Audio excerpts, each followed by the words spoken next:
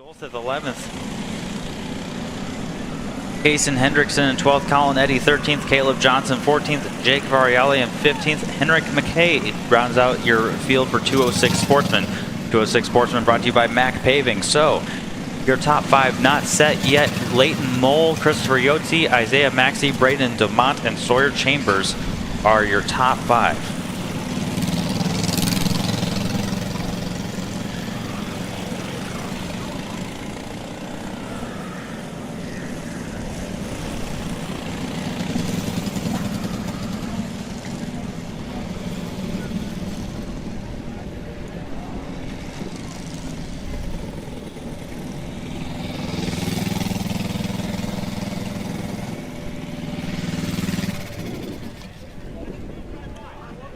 A great showing by 206 Sportsmen there. It's going to be a really tight battle for first place there for pole position. It looks like the entire top five is separated by 6/10, with Leighton Mole laying down a great lap of 56.5.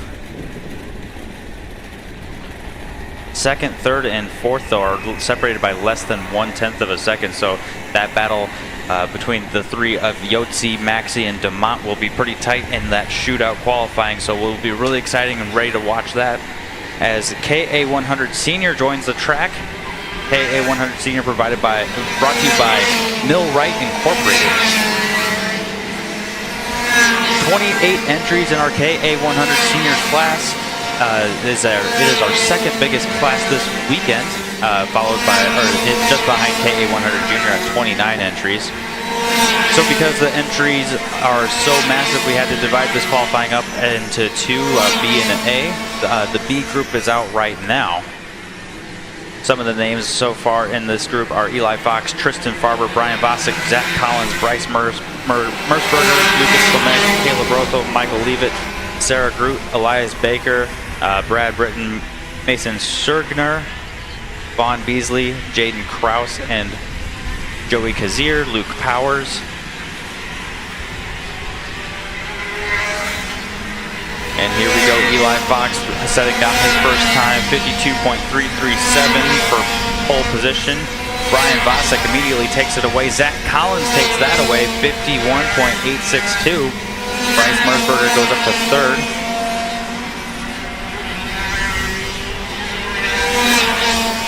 Excuse me, Bryce Merceberger in second. So it's still Zach Collins up in P1, 51.862, followed by Bryce Merceberger, 51.925. Brian Bosick in third, 51.999.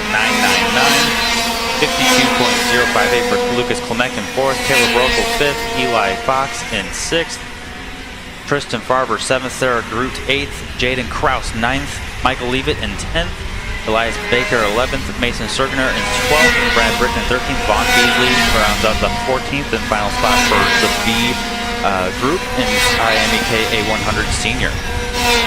Tristan Farber takes the top spot, Bryce Merceberger takes the top spot from him. Lucas Clement goes up to the top spot, 50.972 for Lucas Clement. Bryce Merceberger drops to second, Tristan Farber in third, Zach Collins fourth, Brian Bosick in fifth, Eli Fox sixth, Michael Leavitt in seventh, Caleb Roethel eighth, Sarah Groot ninth, Elias Baker 10th.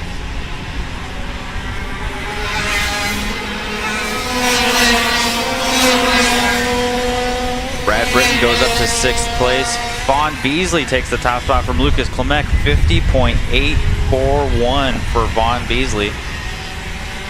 As we come around to complete our third laps here, let's see what Eli Fox can do. Eli Fox goes up to fifth. Tristan Farber not able to better his time, so he will stay in fourth. Zach Collins sixth. Bryce Merceberger stays in third, not able to better his time. Lucas Clement goes better yet, 50.671. Lucas Clement getting great laps in here this session. Almost 2/10 up on second place. Let's see what else we have here. Lucas Clement in first, Vaughn Beasley in second, Bryce Merceberger in third, Tristan Farber fourth, Eli Fox in fifth, Zach Collins sixth. Brad Britton able to go up to third place. What a run by Brad Britton. Vaughn Beasley goes better yet on his time, but not able to better position. So Vaughn Beasley is going to stay in second place, less than 1/10 behind Lucas Clement. So it's going to be Klimek, Beasley, Britton, Merzberger, Barber, your top 5. Eli Fox 6th, Zach Collins 7th, Mason Schergner in 8th, Jaden Kraus in 9th, Brian Vosek rounds out your top 10. Caleb Rothel 11th, Michael Leavitt in 12th, Sarah Groot 13th, Elias Baker rounds out 14th. And that's just the first half of IMEK A100 Senior, brought to you by Millwright Incorporated. Here comes the A group. The A group does have the faster drivers in practice this morning, so we will see what they can do to shake up the order.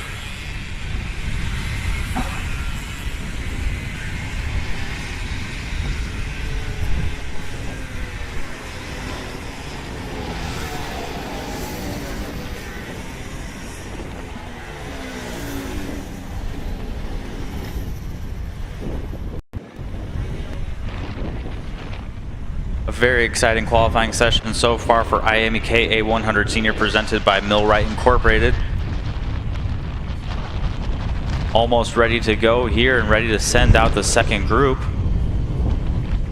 Drivers that are in this second group include Joey Kazier, Luke Powers, Austin Jers, Adam Maxwell, Grant Vogel, James Overbeck, Elliot Cox, Chase Jones, Alexander Kardashian, Alex Feldstein, Brian Reddick, Charlie Steins, and Eli Warren. A stacked group of drivers heading out here. As here we go with Austin Jers leading out the second group.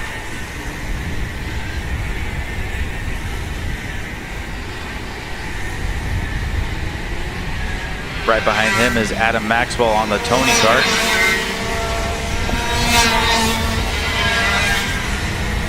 And then behind him is Chase Jones. Chase Jones out of Indianapolis, Indiana. Then Eli Warren, Charles Steins, Joey Kazier, James Overbeck, Grant Vogel, Alexander Kardashian, Luke Powers, Elliot Cox, Brian Reddick, Alex Feldstein, and then rounding out the field here is Joey Kazier. Heading through turn 12 now is Austin Jers. Through 13 he goes, carrying a lot of speed into 14th, gets that kart looking very good through 14. Excellent exit through 15 and 16. He crosses the line. Let's see what he can do in his first lap. Austin Jers goes P3 immediately, 50.920.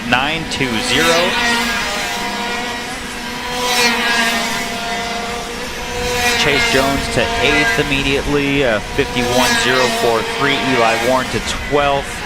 Charlie Steins 13th, 51.084 for the two of them. The exact same lap for Eli Warren and Charlie Steins. Adam Maxwell is in 15th right now, 51.119. Still up front though is Lucas Klimek from the first session. Alexander Kardashian is in 22nd right now, 51.772.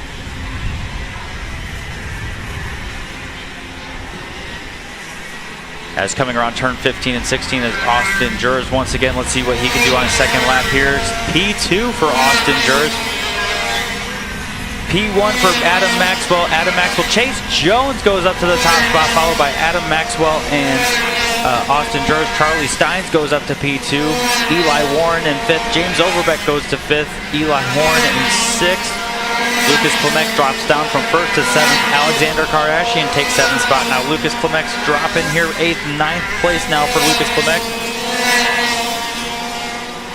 Elliot Cox moves up to P4. As Austin Jers goes around turn 12 for the final time. Nate, he's heading through 13. Let's see what he can do. The man who won at Road America and is second in points at the moment, Austin Jers. 1 corner to go for the OTK driver. Across the line for Jers. It's only going to be 3rd at best for him. Adam Maxwell across the line. It's P2 for him. What can Chase Jones do? He doesn't improve. This could throw it wide open for him.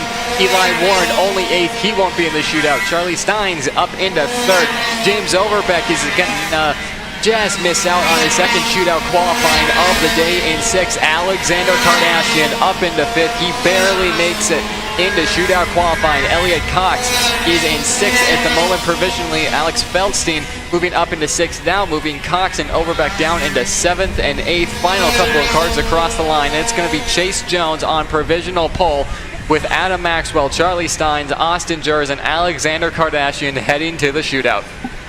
A crazy stat for you right here, Nate. First place to 22nd place are separated by less than 1 second. That just shows how close this K100 senior class is, presented by Millwright. What a session for these senior drivers, and we're going to be seeing more races throughout the weekend from these guys. They are going to be ones to watch, especially with how tight and technical this Whiteland Raceway Park layout is. It's going to be a good one. It's going to be a dogfight throughout the weekend. We'll have one more class to go for regular qualifying sessions in just a bit here. We have two more with 206 Junior and Mini Swift. 206 Junior, presented by our very own Whiteland Raceway Park, will be on track next, and those engines are already fired, and we hear the rumble of that Briggs 206. Should be an interesting session. We saw a lot of great racing at Briggs & Stratton Motorplex at Road America from these 206 Juniors. We're going to expect the same thing again today, with Porter Trudell leading them to the green. Further behind them is it.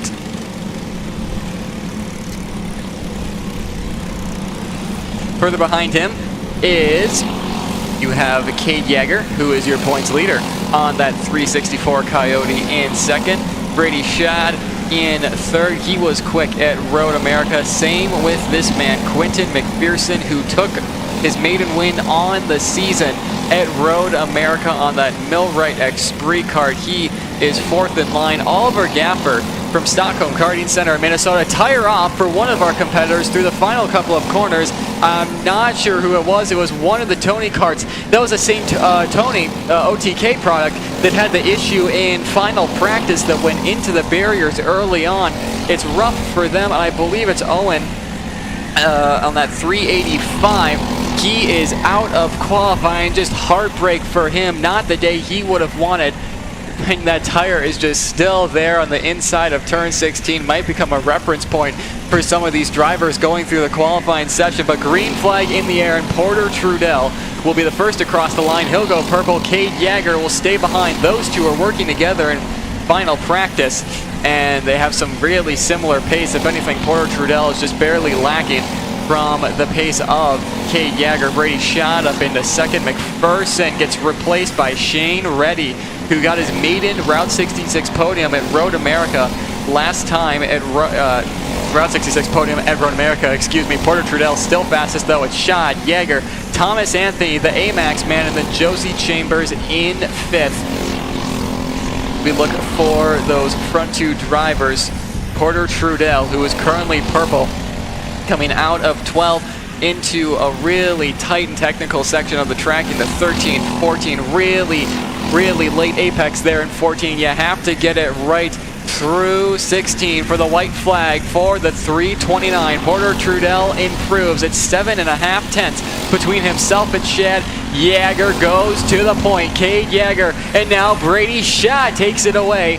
Those front three are separated by less than half a tenth of a second. Quentin McPherson now puts himself into shootout qualifying. Lane Gibbs is this name we haven't said throughout the entire broadcast. The 343 gets bumped out by Thomas Anthony into shootout qualifying, but Shane Reddy on that 324 Burrell Art machine is into shootout qualifying provisionally. One more lap to go for these 206 junior drivers, presented by Whiteland Raceway Park, looking towards Porter Trudell, who might have a bit of lap traffic. I think he's going to get away with it, as Cade Yeager behind Brady Schad. Those three are some of the brightest young talents in junior racing, especially in this four-cycle competition. Here comes Porter Trudell. Can he retake pole position? Across the line comes Trudell. Yes, he can, by 4.5 tenths. Yeager comes across the line, can't do anything about it. Brady Schad now up into second, puts his stamp into shootout qualifying. What can the last winner we had in 206 Junior do? Quentin McPherson is on the cut line for shootout. Lane Gibbs knocks him out. Quentin McPherson is out. Shane Reddy to the point. The Minnesota man goes purple. Shane Reddy goes fastest in shootout qualifying. Where did that come from? From the 324 Burrell Art Machine, checkered flag in the air. Shane Reddy, purple in 206 Junior for the first time in his career. He's had a season to remember at Stockholm Karting Center for his 206 Junior campaign. He leads points there, and now he's going to lead the field to the green in shootout qualifying. What a run from Shane Reddy. A great run from Shane Reddy. So your top 5 heading into shootout qualifying will be Reddy, Trudell, Schad, Yeager, and Gibbs. That will be your top 5 for shootout qualifying coming up here right after we get done with Mini Swift qualifying as well.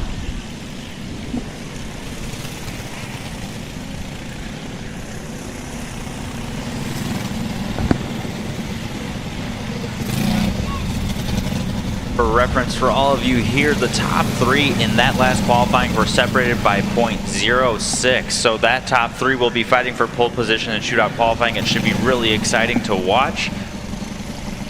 And don't count out Cade Yeager and Lane Gibbs. Those two can easily find 0.2 of a second and 0.3 of a second just like that. So this shootout qualifying for 206 Junior will be one to watch coming up here. But up next, coming out onto track soon, will be Miami Mini Swift. Mini Swift brought to you by BBS Race Engine Development.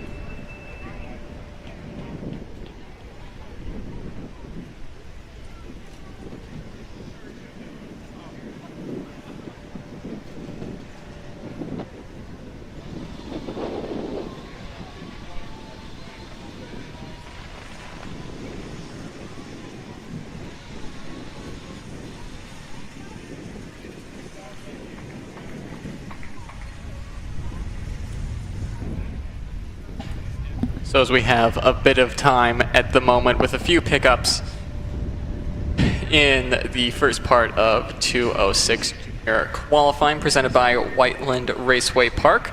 We'll have BBS Race Engine Development Mini Swift on track next.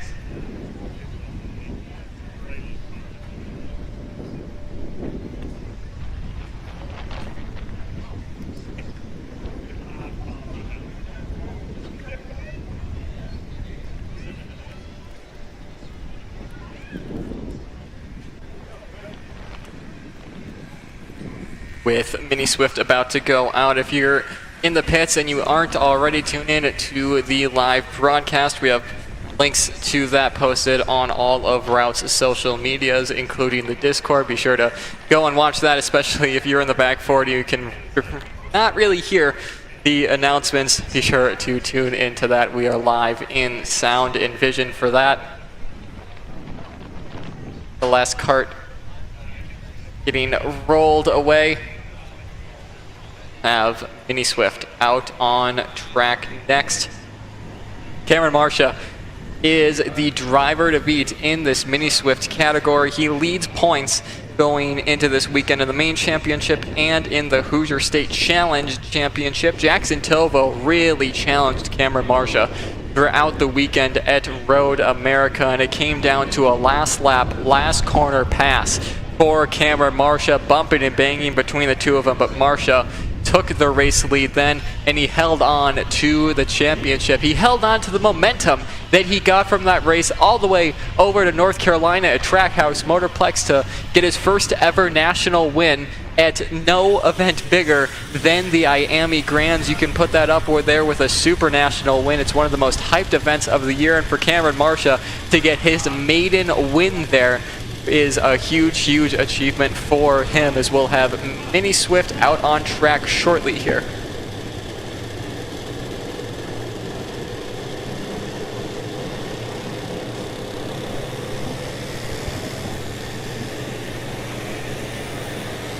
So out on track first will be Jacob Majeski on that 177 Merlin kart. He currently finds himself second in the Hoosier State Challenge Championship, so he could be fighting for a trophy come the end of the weekend, not only in class, but for those Hoosier State Challenge trophies that we've been displaying throughout the year. Cameron Marcia will start at the back of qualifying for Mini Swift. There is no shootout for Mini Swift. This is your one session to get it right. And Marcia really crawling through there. We don't have a ton of entries in the Mini Swift category this weekend, not enough to bring it to shootout qualifying, but we have a really stacked group of drivers here for Mini Swift. Some of the Midwest's finest throughout the field. Cameron Marcia, Jackson Tovo, both of those drivers on the Ryan Perry Motorsports tent at the national scene. Majeski goes for a ride. Is Majeski having some issues? Tovo is going to get to the back of him. Majeski going for a wild ride out of turn 12 and 13, but he's back on track, and Tovo is really going to love that one. Got a draft and goes purple, does Jackson Tovo.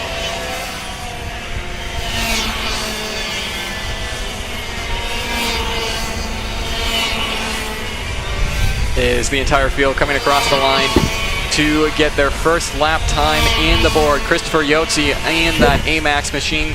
The 133 puts it on provisional pole by a little under half of a second, but what can the 114 Ryan Perry Motorsports Nitro kart of Cameron Marcia do? Marcia puts it second fastest, and we're going to see more from Marcia. We're going to see more from the entire field, especially Christopher Yotzi, who's at the top. It's going to be interesting to watch Jacob Majeski and Tovo of the Jackson sort, as his brother Ethan Tovo is running in KA Jr. Get those two mixed up every once in a while. White flag in the air this time for Mini Swift.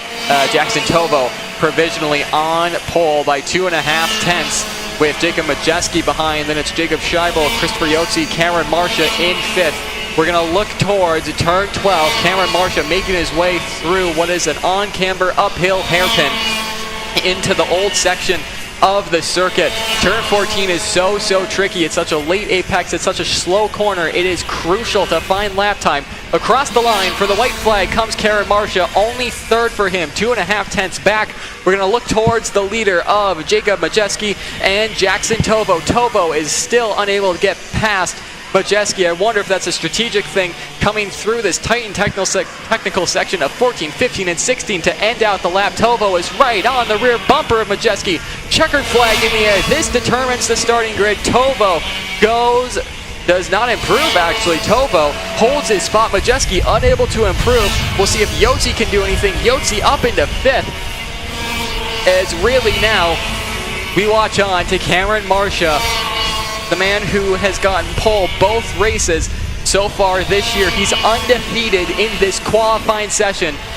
Out of the final couple of corners, the 114 Ryan Perry Motorsports kart across the line for Cameron Marcia. Does he do it? He doesn't. The streak comes to an end. Jackson Tovo, the one who deals the blow. Jackson Tovo takes pole position for BBS Race Engine Development Mini Swift, and they are going to love that in the Tovo Motorsports camp. They have been really closing that gap to Cameron Marcia throughout the entire year. The whole mantra of this Mini Swift class of the dads and the drivers I've talked to is how do we catch Marcia, and Tovo right there just did it.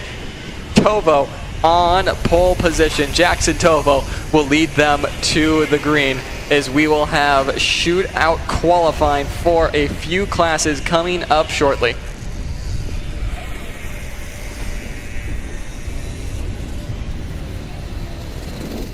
We'll have shootout qualifying for 206 Sportsman, KA100 Senior, and 206 Junior will be the three classes that get shootout qualifying in this second round. Cameron Marcia pulling into the pits, maybe not the qualifying session he would have wanted. Tuner Michael puts up the 2 for him. Cameron Marcia not looking too happy with that, but like we said when we were talking about the 206 Senior qualifying, outside line might not be that bad of a way to go around getting at front for these starts. We get this mini field through the scale. Shootout qualifying coming up next. 206 Sportsman presented by Mac Paving. You see them there on the grid all ready to go. This one has been an interesting one throughout this season. We've seen a lot of new faces up front, but all ready to go are those Sportsman drivers.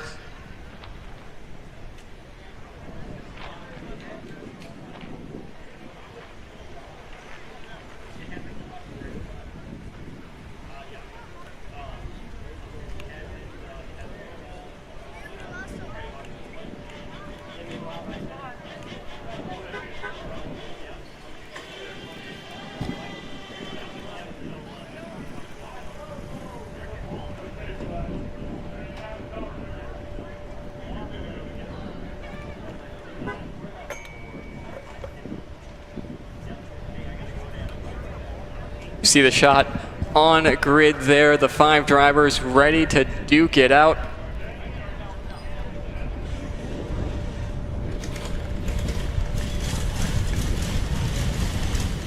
At 227 card, Leighton Mull, the one closest to shot. Then you have the 243 of Christopher Yotzi alongside him. Braden Domont in there as well. Isaiah Mackey will be fighting as well for pole position, along with the 245 Trinity Karting Group Kart Republic of Sawyer Chambers.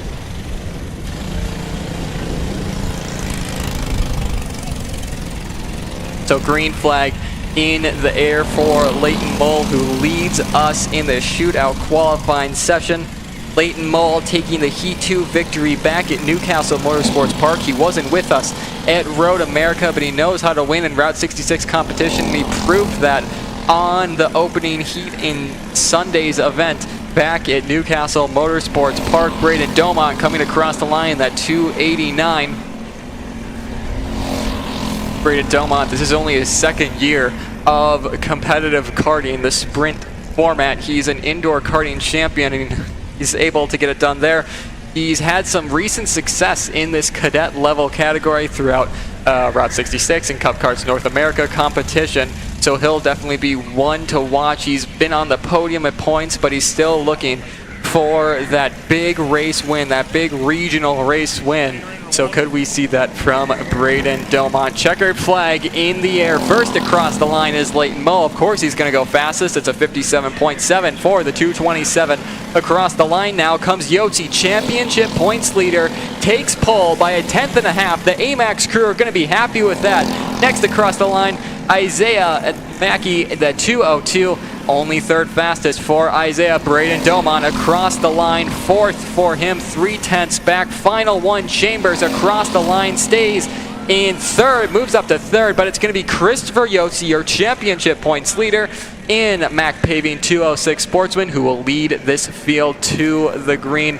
Next up, Carter, the big one, some of the best 5 drivers we have on the premises here at Whiteland Raceway Park, KA100 Senior Shootout. Right you are, Nate. It's going to be a really good one to watch here. So fastest in the qualifying for KA100 Senior was Chase Jones, followed by Adam Maxwell, Charlie Steins, Austin Jers, and Alexander Kardashian. And when you hear those 5 names, you think of excellence, you think of great KA100 Senior drivers, especially the likes of Chase Jones, Austin Jers, and Alexander Kardashian. 3 guys that have raced in Route 66 for some time, especially Kardashian and Jers. Last year, Jers and Kardashian having great championship battles between the 2 of them. So we'll have to see how those 2 can sort it out here with the shootout qualifying. But you can't count out Maxwell, Jones, or Steins either. So it's going to be really exciting to see. I don't know who's going to come out with the Comet Kart Sales Fast Time Award, but we'll have to hold our breath and watch as they all just send it out there and just throw it all out on the line. Yeah, and as KA100 Senior makes their way on the track, you mentioned that Jers versus Kardashian battle. You think back to the final race of the season in 2022 at Badger Kart Club, where those 2 went out at it, especially in the qualifying session.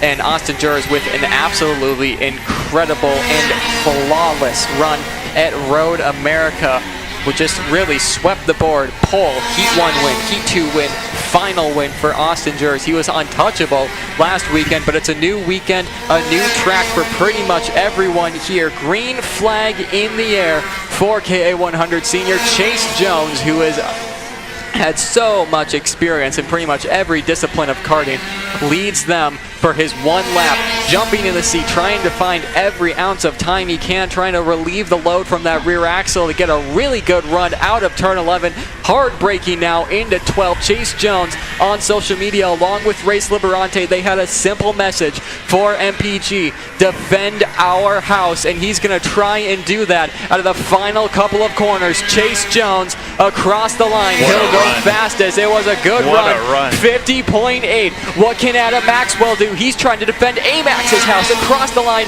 Maxwell can't do it. 4/10 back. Across comes the line shortly. Charlie Steins, the 988 Tony Kart. Second for Charlie Steins, a 10.5 back. Mr. Perfection from Road America. Austin Jers across the line. Second for him, half a 10th back. Alexander Kardashian, who has had engine troubles throughout this entire season, across the line for the AMK driver. Only 5th for Kardashian, 7/10 back for Alexander Kardashian, but Chase Jones doing exactly what he said on social media: defend our house, and he will be defending from a whole group of incredible drivers in KA100 Senior going into turn 1 for Heat 1. But like we said, it's Chase Jones on pole, Austin Jers alongside him, then Charlie Steins, who's had an incredible run this weekend thus far. Adam Maxwell 4th on the outside of the 2nd row for his home track and Amax's home track, and then Alexander Kardashian, not the qualifying session he would have wanted, but 5th and into the shootout with championship points for him. Still a good run for him as K100 Senior comes into the scale line. Absolutely. You could just see from Chase Jones as he was going through that technical section of 12, 13, 14, 15, 16, that kart was just on rails. It had a perfect slide in it. He was carrying so much more corner speed than what looked like everybody else was capable of. So Chase Jones just really had that kart hooked up there. But you got to give a shout out to Austin Jers and Charlie Steins for really putting up a good battle. Austin Jers just over half a 10th off of him. It was really close there. That's just a twitch of the wheel, a twitch of the brake, just trying to get every ounce of speed out of that kart. And it's just going to be a great race coming up here at the end of the day for KA100 Senior. And it's kind of a storyline you missed when you weren't at Road America. You had your own racing to do, but looking at data compared to AMK teammates back at Road America, Alexander Kardashian with the engine issues we've been talking about all season, 6 miles an hour off at the end of the straightaway. They're hoping to get that fixed, but now Whiteland Raceway Park 206 Junior sees a new face out in front. Shane Reddy will lead the field to their one and only qualifying lap for shootout, but he's got a lot of heavy competition in this. Porter Trudell has been quick throughout all 4-cycle competition, no matter it be Route 66, local track, or Cup Karts North America competition. He's been quick. You have Brady Shad, Cade Yeager, and Lane Gibbs. Cade Yeager is your championships points leader in both the regular championship and the Hoosier State Challenge. But we're going to see Shane Reddy as the cameras follow him. What could potentially be a maiden pole position for Shane Reddy out of the final couple of corners out of 12 and 13. Now into this turn 14, 15, and 16 section. Looked pretty decent for Shane Reddy.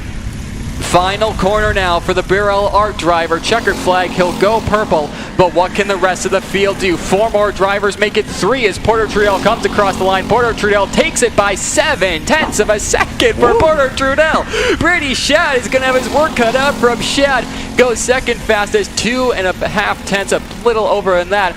Behind Porter Trudell, Cade Yeager, third fastest. Shane Reddy is dropping down the field. It's not been a good qualifying shootout for him. Lane Gibbs across the line for that MPG Motorsports kart, 5th fastest for Lane Gibbs. So Porter Trudell on that all red 329 will lead the field to the green and Whiteland Raceway Park. 206 Jr. He'll get the Comet Kart Sales Fast Time Award with Brady Shad alongside him. Then Cade Yeager and Shane Reddy will be on the second row with Lane Gibbs in 5th for 206 Jr.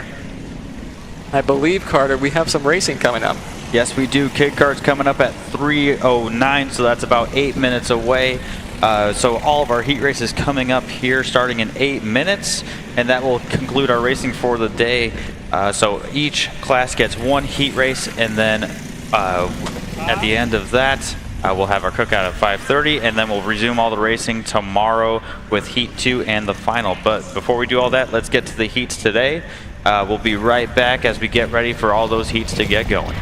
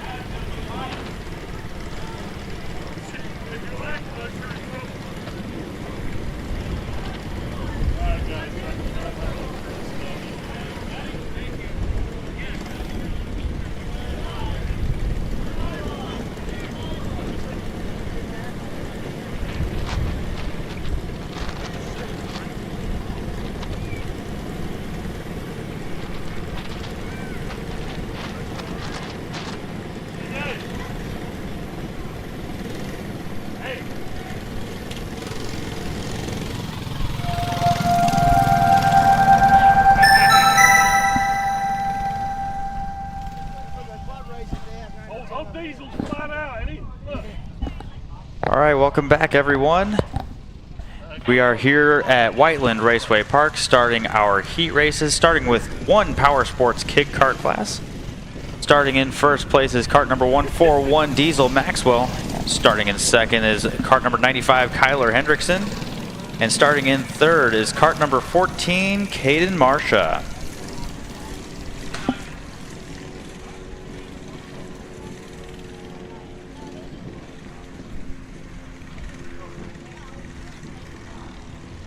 No start that first time by as they were not quite lined up, so we'll get them all sorted out here, lined up so then we can give them a green flag and get going. 12 laps for these kid karts on a shortened Whiteland Raceway Park.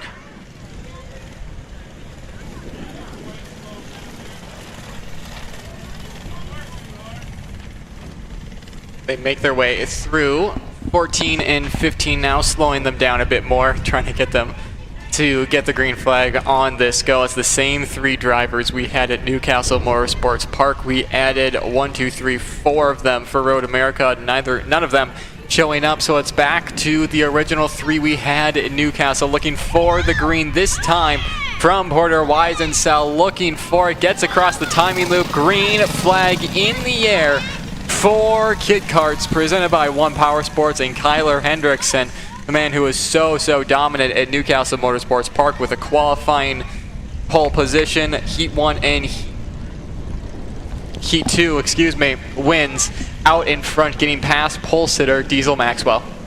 Yeah, Diesel Maxwell caught napping a little bit, as Martin Brundle would say on that start. Kyler Hendrickson able to sweep around the outside in that Lightning McQueen 95 liveried kart. And I mean, with these kid karts, caught napping might be quite literally with these guys. It's been a long day so far, a lot of rain at the start of it. I'm tired, they're probably a bit tired too, but Kyler Hendrickson, who holds the lead, like you said, in that 95 Lightning McQueen inspired kart, with Diesel Maxwell half a second back. Caden Marsha, your winner from Newcastle Motorsports Park. Further back, Caden's first year for him, and with limited running, he's still learning the kart, still learning a new track for him. But as they make their way through turn 12, Carter, they are still pretty close together. Yes, sir. So it's Diesel Maxwell's home track because he's part of the AMAX camp. So Diesel trying to defend his territory here.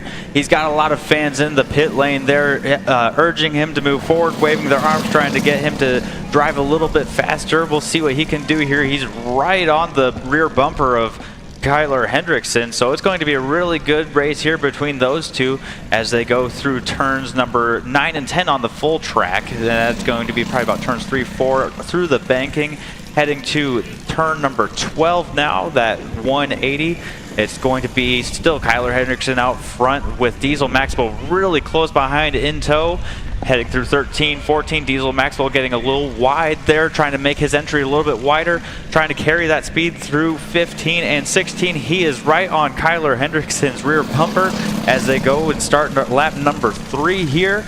It's still Kyler Hendrickson out front. This is a lot closer than what we saw at Newcastle Motorsports Park between these two. They are battling for the lead, and Diesel Maxwell is right there on him. Caden Marsha going for a bit of a half spin there in turn 14, but through the banked corner they go. I'd honestly like to see them try to get to the top of that with this Junior 206. I'm not sure if they'd be able to make it all the way to the top of the banking, but Kyler Hendrickson, both of these AMAX boys playing fair at the moment in this first heat, as Hendrickson not getting a really good run out of 14 there, as Maxwell might be able to draft up for what limited draft you have in these, but you just get on the rev limiter so easily, as you can hear them just popping off the rev limiter as they head into turn 1 and through their cutoff. It's just really hard to be able to get them on the straightaway. You need to be perfect in the corners to try and get past your competitor in this kid kart class. Absolutely, and it looks like so far fast lap goes to Diesel Maxwell 39.564 compared to Kyler Hendrickson's 39.637. So we will say it's really close between the two for fast time to fast time. Diesel Maxwell last time across the stripe was 0.478 off, but he's right on the rear bumper of Kyler Hendrickson right now. And it looks like lap traffic might play a little bit of a story here as they're getting close to Caden Marsha. Diesel Maxwell purple that last time by 39.416, 2/10 faster than Kyler Hendrickson. Kyler Hendrickson really struggling in 14. It's part of the old circuit as Diesel Maxwell is able to make up any time he's lost through there. Hendrickson just doesn't seem like he uses as much of the track and is as confident on that outside rear tire to just lean on that through the corner. They're coming through here again, and you can see the gap that Diesel Maxwell makes up, and into the grid, saves it, goes Diesel Maxwell. He gets so much confidence and so much time he could build through that corner, just overstepped that boundary just a little bit. Lap traffic coming into play. Caden Marshall on that number 14 top cart will be in front of Kyler Hendrickson as they make their way through the back straight chicane of 9, 10, and through the banked curve of 11. Hendrickson going to get past Caden Marshall clean, as Diesel Maxwell, your pole sitter, will be hoping to do so as well. Marshall getting it all out of shape there. Out of 12, oh, Maxwell around the outside. You can't do that in pretty much any other class than this one, as Maxwell is using every millimeter of the track there. I'm sure his outside rear tire, the sidewall of it, was just kissing the grass blades on the corner exit there. But I believe, Carter, Maxwell is starting to catch up to Hendrickson ever so slightly. Yeah, we'll see what he can do here with some open track ahead of him and a rabbit to chase. It seemed like Kyler Hendrickson was just being a little bit of a distraction for Diesel as he was right behind him. And let's see, when Diesel has open track ahead of him and a rabbit to chase, what times he can do. See if he can go purple once again as they're going through turns number 13 and 14. Now Diesel going way wide on entry, which is getting him more corner speed through 14 and setting him up much better for 15. Let's see what he does on this lap time. Hendrickson with a 39.7 that last time around. Diesel with a 39.7 as well. 0.03 of a second difference between those two on that last lap alone. So Kyler Hendrickson definitely holding his own and able to keep that lead extended ahead of Diesel Maxwell. Yeah, and it was 1.7 last time across the stripe. That time before that, absolutely no time gained from Diesel Maxwell. In case Kyler Hendrickson, Kaysen will be running in Micro Swift later today. Kyler Hendrickson continuing to hold that lead over Diesel Maxwell, who had a pretty solid weekend at Cup Karts North America in the North Division for their final race weekend of the year. He was competitive there, but the top kart driver of Diesel Maxwell taking about 0.2 out of Kyler Hendrickson's lead as the laps start to wind down. The opportunities are starting to really fade for Diesel Maxwell. He's going to hope on a mistake from Kyler Hendrickson in front, but with the 2 to go signal this time by across the stripe, he's going to have to be inch perfect to try and get back up to the rear bumper of that 95. Absolutely. This race is going to come down to the storyline of Diesel Maxwell just making that little mistake, dipping that outside left tire out into the grass at the exit of turn 14, just causing him to lose that momentum and not able to gain it back, as Kyler Hendrickson 39.693 and 40.0 for Diesel Maxwell. It's just looking like he's not going to be able to gain that time back now with 2 laps to go after they cross the stripe that time. So this time by will be 1 lap to go for your One Power Sports Kid Kart class. The race between Kyler Hendrickson and Diesel Maxwell proving to be very exciting here, and hopefully it will stay exciting throughout the rest of the weekend. And it's going to be white flag next time across the stripe for Hendrickson and Maxwell. Caden Marshall coming across the line for the 2 to go signal. He's a lap down, and he might fall 2 down if he makes any sort of mistake on that 14 top kart. White flag, though, in the air for the first heat of the weekend for One Power Sports Kid Karts. Kyler Hendrickson leads Diesel Maxwell by 3.3 seconds. So Maxwell really not having a good lap time that time across, as it was a 39.5 for Hendrickson that time across the... it was a 39.5 for Hendrickson last time across the stripe. It was a 40.8 for Maxwell, so losing a ton of time is Diesel Maxwell, as it will be checkered flag for the first heat, as Caden Marshall going for a bit of a half spin. Kyler Hendrickson is going to make it a 3rd heat win on the year, fist in the air, and he will go into tomorrow on pole position for Heat 2. Kyler Hendrickson takes the win over Diesel Maxwell, and then Caden Marshall in 3rd. A great race for our Kid Karts there. Really exciting stuff, especially at the beginning. Hopefully that excitement continues on for the Kid Kart class presented by One Power Sports. Up next is going to be 206 Senior. 206 Senior brought to you by Kart Circuit Autobahn.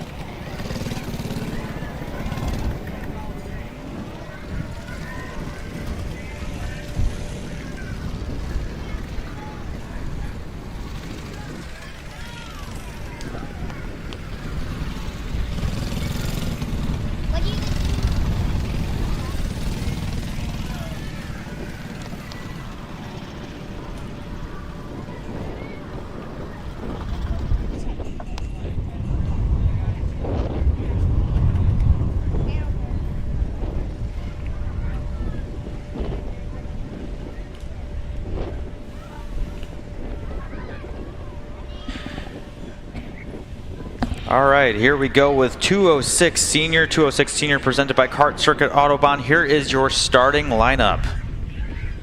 Starting on the point, pole position is kart number 544, James Overbeck. Starting in second, kart number 597, Eli Warren. Starting in third, Adam Maxwell.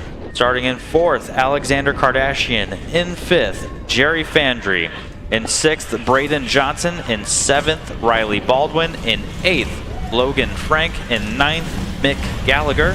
In 10th, Peyton Polaric. In 11th, Connor Foshing. In 12th, Dane Underwood. And 13, Jahan Davis.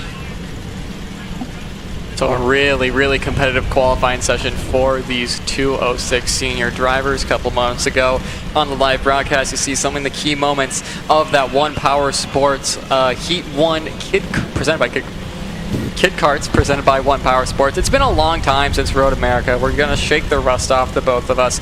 But 206 Senior getting the rundown from our grid man Steve on how things are going to operate. Have a bit of a different starting procedure than normal for these guys, as they'll be going through the tram lines to take a look at what they have off the starts, and then cutting through that Kid Kart layout, getting all gridded up. Bit of a weird stat for you. The drivers who took pole wins in heats and then the win in the final, neither of them here this weekend. None of these drivers topping any competitive session at Road America. AJ Roderick took pole position at Road America, and then Cale Zimmerman, who has to be regarded as up there with like James Overbeck, Eli Warren, Adam Maxwell, as some of the best four-cycle drivers in the country. Him on his VLR is not here this weekend, as we see James Overbeck, who will lead them to the green. Eli Warren alongside. Eli Warren and James Overbeck are the front two in the Hoosier State Challenge. Those two are going to be battling for the trophy, and we have some money on the line. I believe it's about $500 for the winner of the Hoosier State Challenge. That's essentially the championship points for the Newcastle and the Whiteland Raceway Park round. So those guys are going to be winning that trophy and the $500 that comes along with it. But as they pass that commitment cone, James Overbeck is really bringing this field to the green at a nice pace for him, as they're going to start to try and get formed up here. Overbeck knew how to get it done when CKNA North came here a couple of weekends ago. Eli Warren has had little experience this weekend, but has a lot of experience at Whiteland. Same goes for Adam Maxwell, and Alexander Kardashian is going to be one to look out for. For the first time in 206 Senior, we look to get the green flag. Through the tram lines they go. Green flag in the air for 206 Senior, and Overbeck gets a good jump. Warren is stuck on the outside. He's going to try and fight Adam Maxwell for that second position, as he has Fandry and Kardashian behind them, making their way through this new section to Whiteland Raceway Park. A lot of money, time spent for the... You have Andy O'Gara and Sarah Fisher, who put a lot of effort into this new facility, but look at that back battle as they are really starting to kick off. But the main point here, James Overbeck out in front by a margin, by half a country mile, with Adam Maxwell behind. Alexander Kardashian. It's really weird to see Kardashian with an orange engine cover alongside him. You don't see him in four-cycle racing ever. But for him to rejoin Top Kart, for him essentially to come home to Top Kart at Top Kart's home track to try and get a win in a top-level category for them, he's going to try and do it, and he's hooked up to the back end of Adam Maxwell with Eli Warren and Jerry Fandry behind. Those and second, third, fourth, and fifth have a lot of work to catch up to James Overbeck. Absolutely. Eli Warren, the big loser on that start there. Adam Maxwell got him immediately for second place, and then Kardashian was able to capitalize on the opportunity of lost momentum on Eli Warren's part there. So Warren dropping from second to fourth, and he's going to have a lot of work to do to get back up to that second spot, and then fight with James Overbeck to get up to the top spot and make sure that he can keep up in the battle for that Hoosier State Championship. But still, it's Overbeck out front with Maxwell in second. Kardashian all over his bumper in third as they go through 12. They're trying to bump draft their way back up to Overbeck, but Overbeck with such pace that he's able to drive on his own and stay ahead of those guys and not have them gain at all with any time here as they come across the line. Overbeck is currently purple. Let's see what they do for lap times. Overbeck with a 56.804. faster by about half to 6/600 over Maxwell and Kardashian. So 56.804 fastest lap for James Overbeck, still faster than second, third, and fourth. I mean, I don't know about you, Carter, but I'm starting to get flashbacks to the K100 senior battle at Newcastle. We have some contact, and Alexander Kardashian getting past Adam Maxwell there. That's for position. Alexander Kardashian wanting to lead this train up to James Overbeck. But what I was saying, these in second, third, and fourth, they were battling for the win at Newcastle in K100 senior. They're dropping down to four-cycle competition in terms of horsepower, that is. But James Overbeck is going to increase that gap after that battling from Kardashian and Maxwell, with Overbeck going purple last time by. He's so close to busting that 1 second margin between himself and Kardashian. They come across the line. It's 1 second for James Overbeck. The man who really coined the term brigand is out in front and leading the way in 206 senior. He is out of DRS range now, James Overbeck is, and it's Alexander Kardashian in second. He was all over Adam Maxwell, and he said, let me take a turn out front here of this group and let's see what can happen. But you're so right about Newcastle. Second, third, and fourth, Kardashian, Maxwell, and Warren were fighting for that top spot in KA100 senior, and those guys know each other's racecraft. They know how they want to fight, and they know what moves they're going to make when they're going to make them. So let's see how those guys work together here, see if they can catch up to James Overbeck. But right now, it's Overbeck's show, and he's not going to let go of that gap, and he's going to try to extend that gap as much as possible, as we have Jerry Fandry starting to join the party here, as Eli Warren goes to the inside of Adam Maxwell, takes third place. Maxwell tries to go over under, can't get it done, and that causes Kardashian to build a little bit of a gap, about 3 kart lengths now. Kardashian ahead of Eli Warren. Let's see what Warren can do if they can catch back up. But right now it's still Overbeck out front, setting another purple time of 56.323, 1/10 faster than Kardashian. I was going to say that Overbeck purple again, and he just continues to improve on that Coyote chassis out in front, making his way through 7 and now into 8. One thing we noticed from Alexander Kardashian out of here, he had a really better run than anyone behind him, and you're seeing it again as he's building that gap to Eli Warren. But Warren sucking into the back end of that top kart 505. Will Warren try and push, or does he want to try and get past Kardashian? He's going to be okay being the pusher. Jerry Fandry, the man who we have not talked a lot about in that 577 OTK. I believe that's an EOS pass for second for Eli Warren. Gets it done past Alexander Kardashian. Fandry now getting past Maxwell. Where did that come from? Adam Maxwell went from in the fight for second to fifth right now. Fandry is going to fight on Alexander Kardashian. The two-time Route 66 champion gets one put on him by Fandry, and Jerry Fandry now has some time to catch up to Eli Warren. But look at the gap between Overbeck and Eli Warren. It's 1.9 seconds. It's James Overbeck's race to lose at this point, but Eli Warren can say he has some space now and just concentrate on his lines. Let's see what Fandry can do. Fandry just had a bunch of momentum coming out of 15 when Maxwell was trying to get around Kardashian after he lost momentum to Eli Warren's pass, and so then Maxwell got passed by Fandry, and Fandry, with such a good run out of 16, was able to get around Kardashian as well, heading to turn number 2.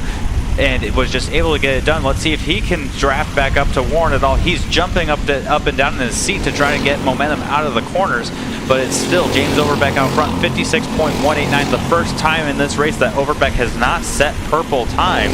So Overbeck has found his pace and what his peak is here. He's still a half a second faster per lap than Eli Warren in second place.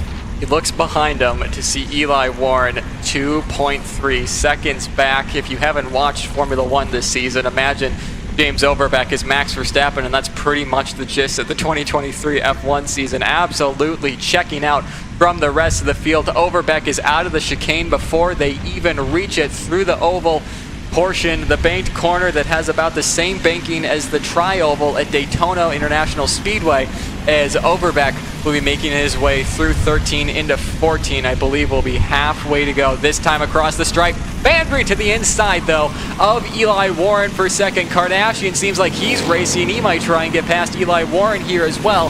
And what's the gap now? It's 3.1 seconds for James Overbeck. No moves being made in that battle for second, third, and fourth. Adam Maxwell is dropping back, though, from the battle pack behind James Overbeck, 3 seconds behind James Overbeck, but with all those guys battling, as you see now, Adam Maxwell is back in the fray.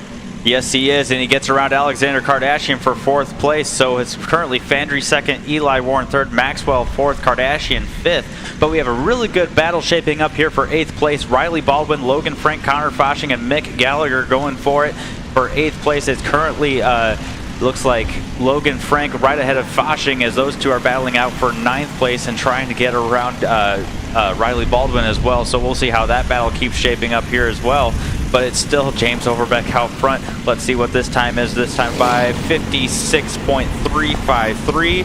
Jerry Fandry in 2nd place with a 56.8. So still half a second per lap faster than 2nd place is James Overbeck. If Overbeck keeps up this level of dominance throughout the weekend, I'm going to run out of phrases and sayings of how dominant he is. He's on easy mode essentially as Logan Frank up the inside of Riley Baldwin on that 5.55 kart.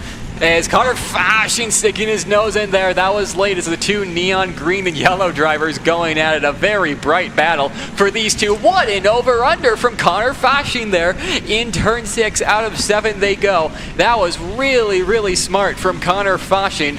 As we look back up front, as the broadcast shows Jerry Fandry continuing to lead, but look at the 3 behind him. Eli Warren, Adam Maxwell, Alexander Kardashian, all right there. This battle for the final spots on the podium, the provisional battle, that is seriously starting to heat up, and I really hope we see this throughout the weekend. Absolutely, and if those guys keep battling, Braden Johnson and Peyton Polaric are going to get into the mix. They're starting to close on Kardashian quite a bit.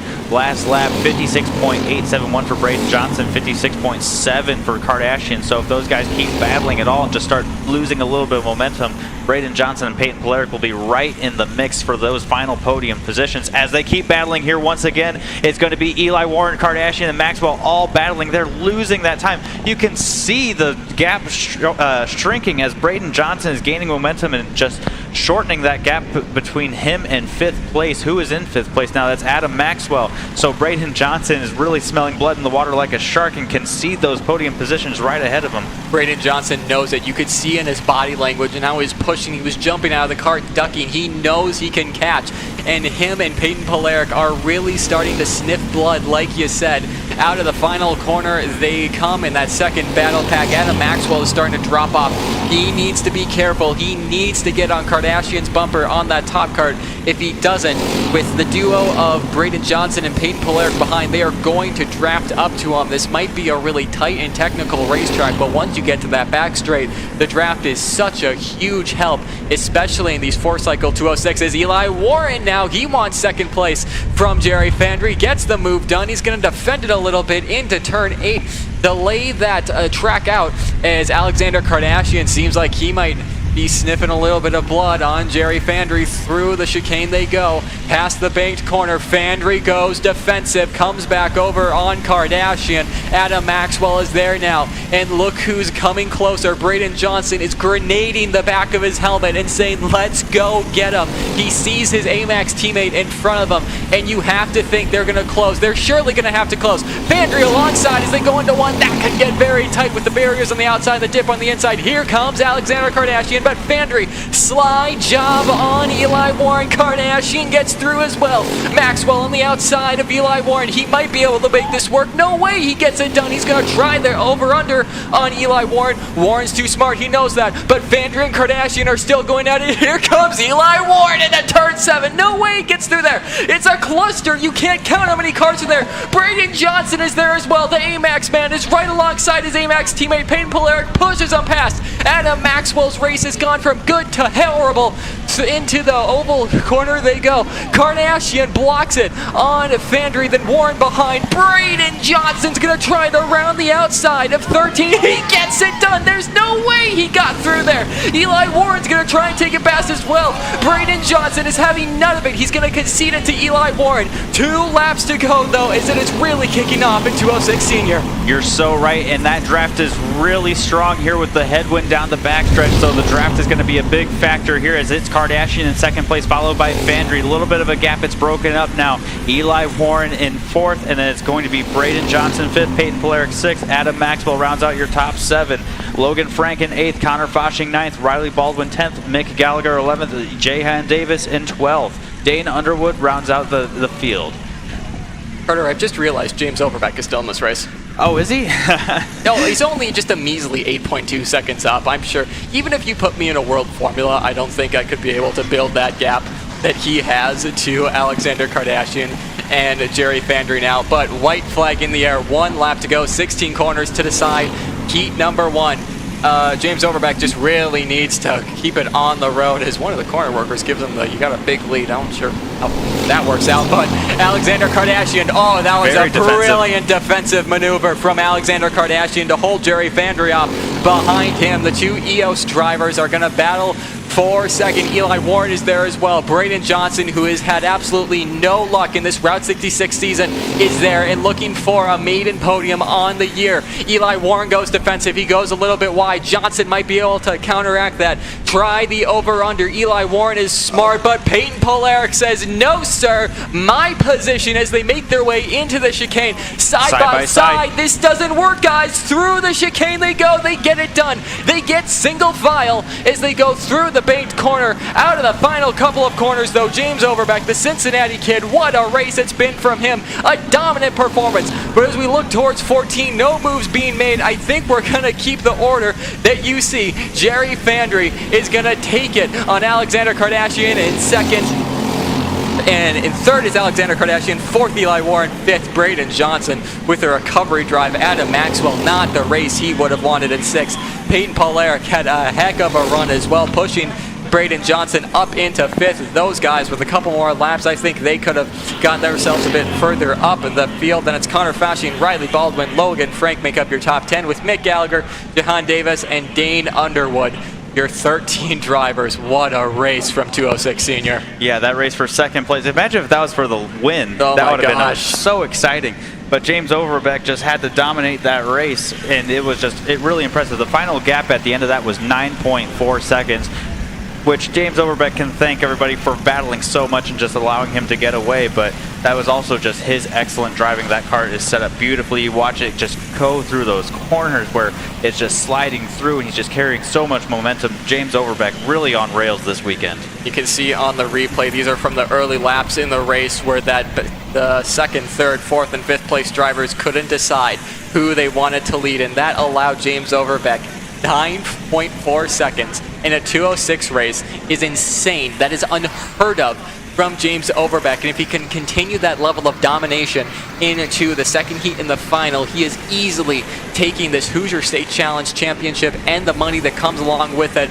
But again, from these replays that you're seeing if you're watching the broadcast, what a battle we had for second, third, and fourth as the debrief goes on between the AMAX drivers of Braden Johnson and Adam Maxwell. Maxwell just not looking like he had an enjoyable race, and he has some work to do along with tuner Mike Geeson for the remaining races. As you can see, the replays just go on and on of all the amazing battles we have.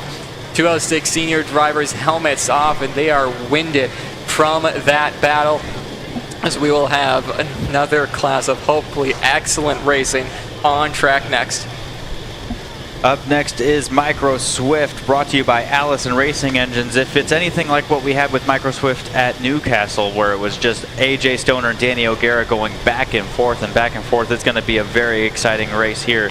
So let's go over our starting order for Micro Swift, brought to you by Allison Racing Engines. Starting pole position, kart number 14, AJ Stoner.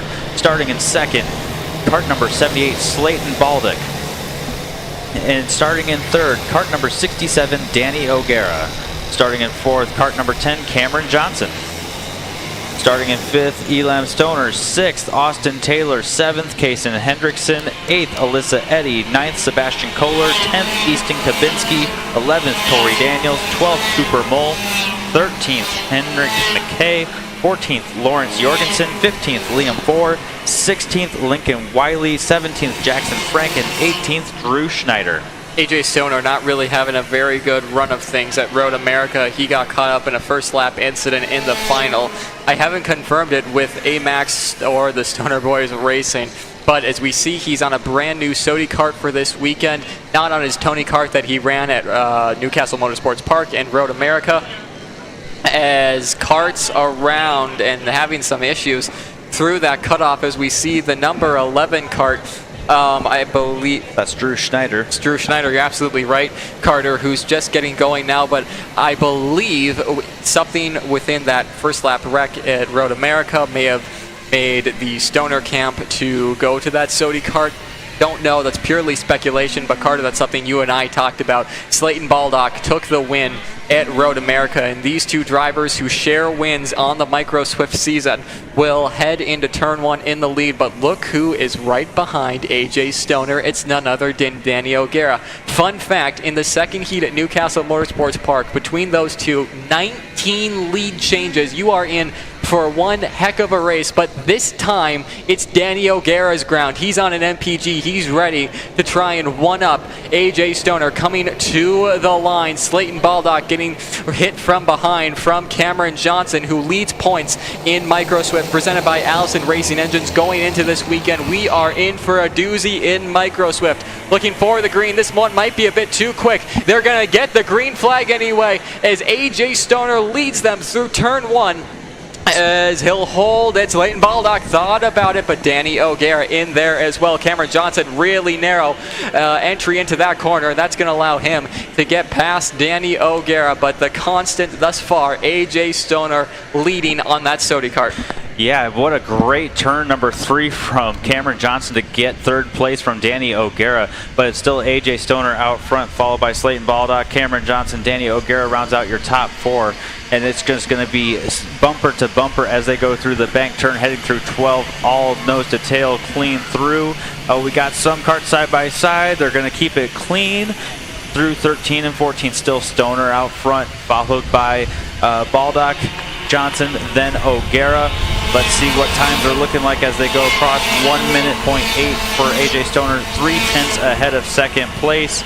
It's going to be a really good race here for that top 4 as they start to pull away from 5th.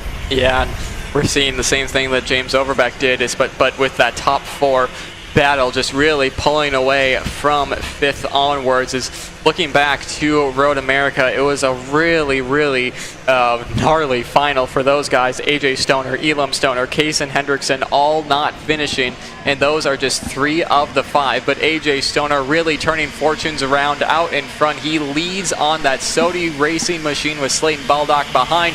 Danny O'Gara getting past Cameron Johnson there for 3rd, and that releases O'Gara on his home track where he really did very well at Cup Karts North America competition here just a couple weekends ago. He's going to try and replicate that success this weekend.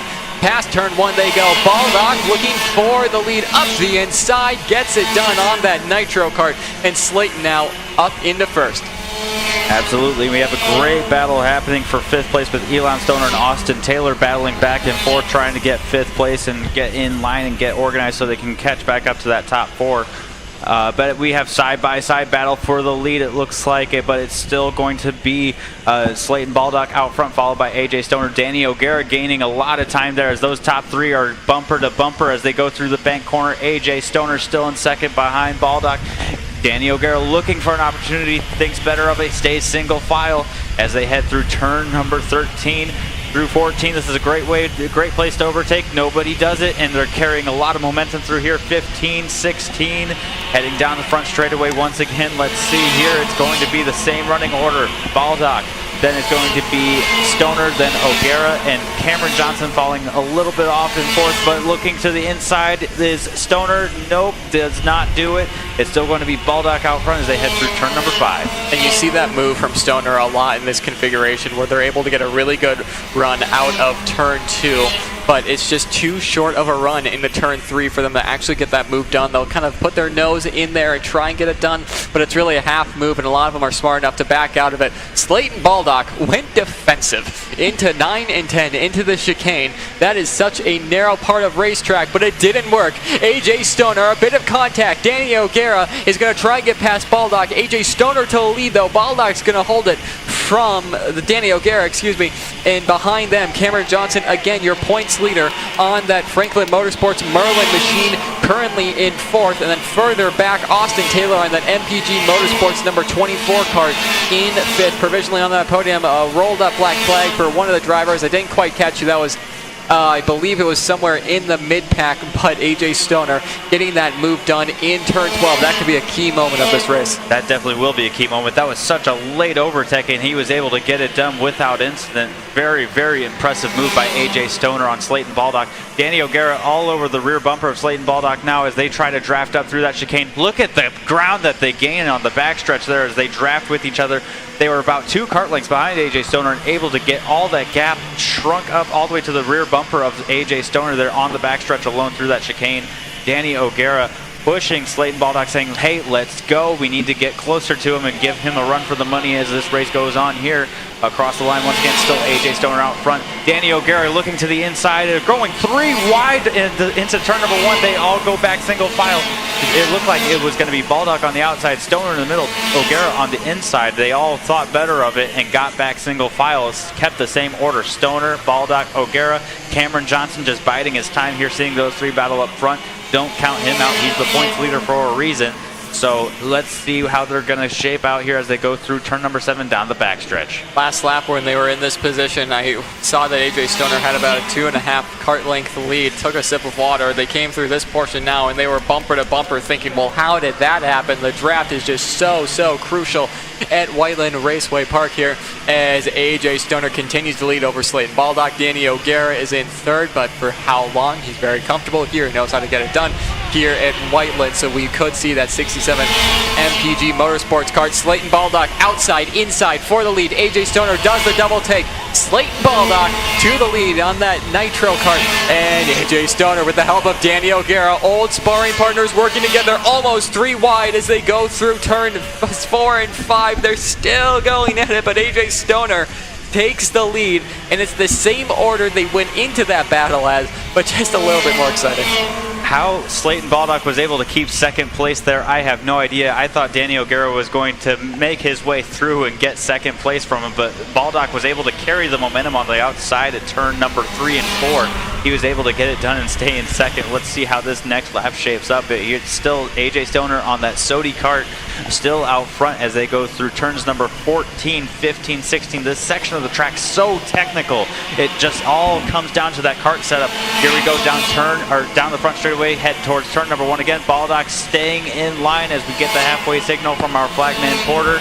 There's going to say single file. Baldock looking to get a wider entry going through turn number 3. Can't get any extra momentum, so he's going to stay in 2nd. But it's still nose to tail. Your top 3, top 4, all there. You can cover them with a rug. It's going to be really close for the rest of this race here. Really exciting stuff. Yeah, AJ Stoner just feeling confident out front. We saw that at Newcastle Motorsports Park 2. If he got past, he would just pass him right back. He didn't seem too flustered at all, and he seems like he's comfortable out in front, a place where he knows all too well. Again, this micro Swift racing and mini Swift racing too have just been so on edge and close throughout the Route 66 season, especially on national scale too at USPKS and the SCUSA Pro Tour. It's been the classes to watch with how close these battles get. You're not really able to break away, but Slayton Baldock's going to try up the inside of AJ Stoner. Stoner is going to try back up the inside in turn 3. Stoner's going to make Slayton Baldock go the long way around, and he does it. Slayton Baldock holds off the lead from AJ Stoner. Contact made at the apex of turn 6. Into 7 they go, past the hay bale that's seen a lot better days, to be honest. But Slayton Baldock takes the lead from AJ Stoner. But for how long? Could Stoner get a run? He doesn't. Through the chicane and past the bank corner of turn 11. AJ Stoner thinking about a move into turn 12. He is laid on the brakes as AJ Stoner and Danny O'Gara, who goes with him. O'Gara's going to be forced to the long side. It's going to be a miracle if he gets this done. He isn't. as blue flags for the back half of the field, but AJ Stoner throughout all that battling somehow continues to lead. That's amazing. Going through turns 1, 2, 3, 4, and 5, we're just over under after over under for AJ Stoner and Slayton Baldock going back and forth, just dueling with each other throughout those corners. Slayton coming out on top, but then AJ Stoner was able to get that late braking into turn 12. O'Gara is trying to look for any opportunity he can get just to get up to second place for a lap, but he just is not able to get any opportunity as Slayton Baldock and AJ Stoner just are able to keep ahead and just exchange positions without losing any momentum and allowing Danny O'Gara to get any opportunity to get up to that top 2. We'll see what they could do here, especially as lap traffic is going to cause an opportunity for everybody here. They let them by all clean. Cameron Johnson gets caught out a little bit though. We'll have to see if he can get around, but it's still AJ Stoner out front. A little bit more lap traffic here as he's trying to get around. It's going to be Stoner followed by Baldock, followed by O'Gara. The top 3 definitely separate themselves from Cameron Johnson as the lap traffic just did not work out in his favor. It's still those top 3 bumper to bumper as they head through turn number 3. Yeah, and Cameron Johnson just so unlucky there as the other 3 in front of him caught the lap traffic going through 12, 13, and Cameron Johnson had to make that move at the corner of 14, and Cameron Johnson is still unable to get past that second lapped kart. I believe it's one of the Frank brothers in that kart, but out in front. AJ Stoner, though, continues to lead, but for how long? Big move from Slayton Baldock, locks it up, gets it all wrong into there. Somehow, slide jobs his way up front. Slayton Baldock, how on earth did you not spin? How did you hold the lead there? Teach me your ways, as AJ Stoner behind is thinking, well, how the heck did that just happen? He has Danny O'Gara behind him, Slayton Baldock with the move of the weekend so far. Absolutely. I don't know how he kept that momentum in that kart and was able to keep it in a straight line through turn 12 there. Maybe the banking of the corner helped a little bit. I don't know. But it's still Slayton Baldock out front, followed by AJ Stoner and Danny O'Gara. AJ Stoner here is going to be all over his bumper down the back straightaway, though. And I just bet, after seeing what's happened most of this race, he's going to make that move into turn number 12 that he's done and proven so many times. Let's see as they go through turn 11. Heading into 12, Stoner's not close enough. He's not close enough. He's not able to make the move there. So it's still going to be Slayton Baldock out front, followed by AJ Stoner. Danny O'Gara still biding his time as we come to the 2 lap to go signal here, coming out of turn 15 and 16. 2 laps to go. The signal being given by our flagman Porter, and a signal from AJ Stoner to Danny O'Gara. Let's go get him. Draft me, please, as they go through turn number 1. We've had so much attention on this front battle. The battle for 5th of the moment between Austin Taylor and Alyssa Eddy is starting to heat up. Those two make their way into turn 2. They were battling all weekend long at the Karts North America finale here at Whiteland Raceway Park. They were battling for wins and podiums, so the 2 old sparring partners are back together. But back on, as you see on the broadcast there, Slayton Baldock leads, but not by much. AJ Stoner on that Sodi Racing USA kart is right there. AJ Stoner, Carter, you're calling it into 12. Baldock looks to his inside. He doesn't see a bright orange and black machine to his inside. He's going to hold it for a couple of more corners. AJ Stoner can't be predictable here. Slayton Baldock knows his moves. He knows where he's passed before. He has to do it somewhere where he hasn't done before. If he does do that strategy, I'm calling it turn 14 on the final lap. Here's where the move's going to get done from AJ Stoner. Slayton Baldock defends there out of turn 3 for the Nitro Kart driver. AJ Stoner, a really shallow line as they make their way through 4, 5, 6 and into the hairpin of 7. Lap traffic could play a factor in this, but I think they're too far out. Baldock defense from AJ Stoner. Stoner with the over-under to potentially get this win. They're going to go side by side through the chicane. This can get hairy quick. AJ Stoner is going to lose out. Danny O'Gara is going to get past him. Slayton Baldock, when he looks behind him, isn't going to see an orange Sodi kart. He's going to see Danny O'Gara behind him.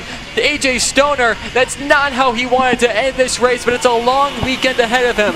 Slayton Baldock on the Nitro might not have it. Danny O'Gara knows he messed that up.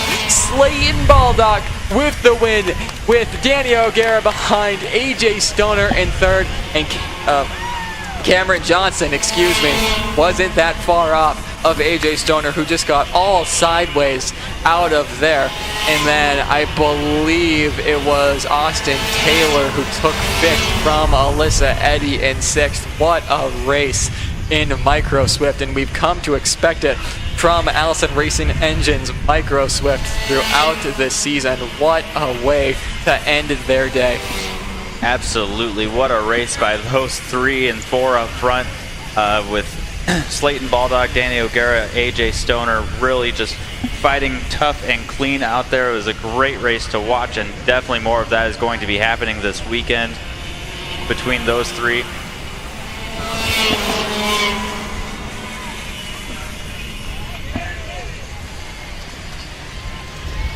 And that is going to wrap up our Micro Swift presented by Allison Racing Engines class for today. Up next is going to be KA100 Junior.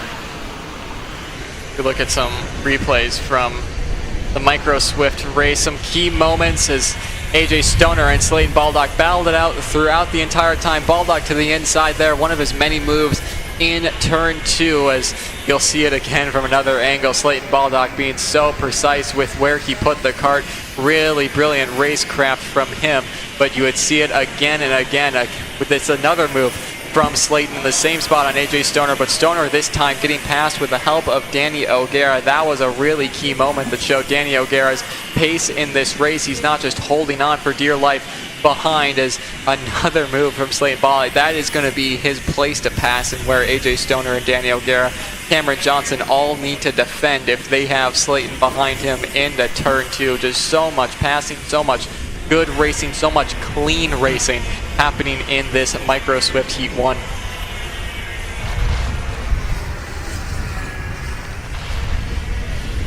Said K100 Junior will be on track next. Look at this one from AJ Stoner, who got it a little sideways out of turn 12, but I believe this is the move from Slayton Baldock, as we'll get K100 Junior on there. Look at how sideways he got through there. Are you kidding me? He held that.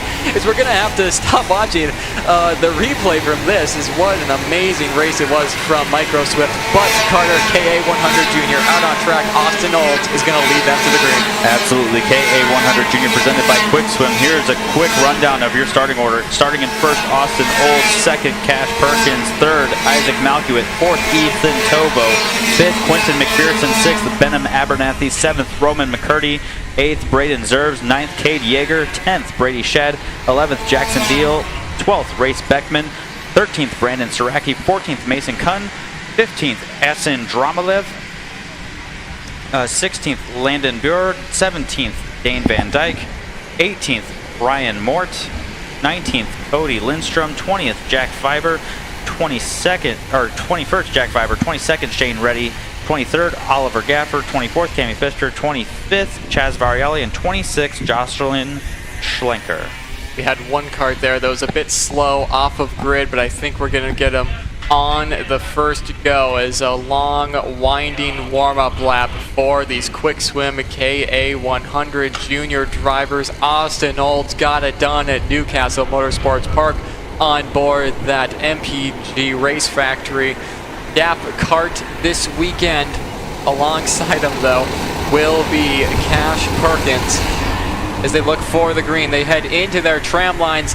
A whole bunch of K100 Junior drivers will not get the start. Waved off a bit too quick for our flagman, Porter Weisensells. They will try it again. If they don't get it on this go, we will invert the leaders, and Isaac Malkiewicz and Ethan Tovo will lead this field to the green, but I'm pretty sure between the expertise of Austin Olds and Cash Perkins, those two will be able to say, all right, cool it down a little bit, let's slow down and get this field green, because we want to get out of there. And Austin Olds and Cash Perkins have proven that they have race-winning potential, and they might be able to break away from this pack. I think that's going to be the key thing here. You have such a high level of talent in this race that you absolutely just need to push each other and get a bit of four-cycle mentality and get out of there. Cade Yeager, who starts down in 9th alongside him, Brady Shad, the Millwright Racing X-Spree kart. Cade Yeager has a lot of work to make up. He goes into this weekend leading points after taking the win at Road America. He also took the 1 win, did Cade Yeager, and he's going to be hoping to extend that championship points lead. We're going to try and get it on the second time of asking, with Austin Olds getting pushed by Isaac Malcuit, with Cash Perkins being pushed by Ethan Tovo. As we look for the green flag, we'll get it. We are green, and quick swim KA100 Junior, they all file through turn 2 and into 3 they go. It's the biggest class we've seen so far. They are all fighting for position as one car was wide out of there. We'll get an idea on that later. I believe that might have been Roman McCurdy who really got stuffed on the outside, not having a good start as they are all jumbled together through turn 7. But like we said at the start of this race, you just have to work together and get away, and that's exactly what Austin Olds, Isaac Malcuit, and Cash Perkins are doing out in front. Absolutely. Oh, and we have a little bit of sideways action there for first, second, third, fourth, 6th place. I can't quite identify who that is yet, but we still have Austin Olds out front, but pass for the lead there. It looks like Cash Perkins out front. And Austin Olds goes from 1st to 4th in a matter of 1 corner. So it's going to be Cash Perkins out front, Isaac Malcuit in 2nd, Benham Abernathy in 3rd, Austin Olds 4th, Quentin McPherson 5th, Braden Zerb 6th, Ethan Tovo 7th, Jackson Deal 8th, Cade Yeager 9th, Landon Buren 10th. That's your top 10 there, as it looks like the field is really shrinking up. That top 5, top 6 are getting nose to tail now. It looked like it was going to be a top 3 breakaway, but then they started battling and it just shrunk that gap really quickly, and now it's just going to be a really intense battle from here on out in KA100 Junior. Ethan Tovo learned an incredibly valuable lesson at this track last time across through this section here. Do not hold it around the outside of turn 11. He almost ended his day and possibly his weekend putting it in the barriers there, and he's lucky to still be in this fight for what will be the lead, because it is just a huge battle pack out in front, led by Cash Perkins, with Ethan Tovo, who went purple momentarily. Your championship points leader, Cade Yeager, going into this weekend at least, is fastest on track. Cash Perkins has Isaac Malcuit, one of the hottest junior drivers on the scene at the moment in terms of pace. He is right there on Cash Perkins. Austin Olds up the inside of Benham Abernathy on that Holtz driver development spree, gets his way back up, and Austin Olds is going to have to try and really push to try and get up to Malcuit and Perkins in front. Absolutely, and we have Cade Yeager in 9th position, setting purple lap, fastest lap for Cade Yeager last time by. We'll have to see if he can keep up that pace and get back up to the front where he usually is. But right now it's Cash Perkins and Isaac Malcuit starting to pull out a little bit of a gap over Austin Olds. Olds in 3rd, Benham Abernathy in 4th, Braden Zerbs in 5th, Quentin McPherson 6th, Ethan Tovo 7th, Cade Yeager up to 8th now. Cade Yeager moving up 1 position over Jackson Deal in 9th, Landon Buren in 10th.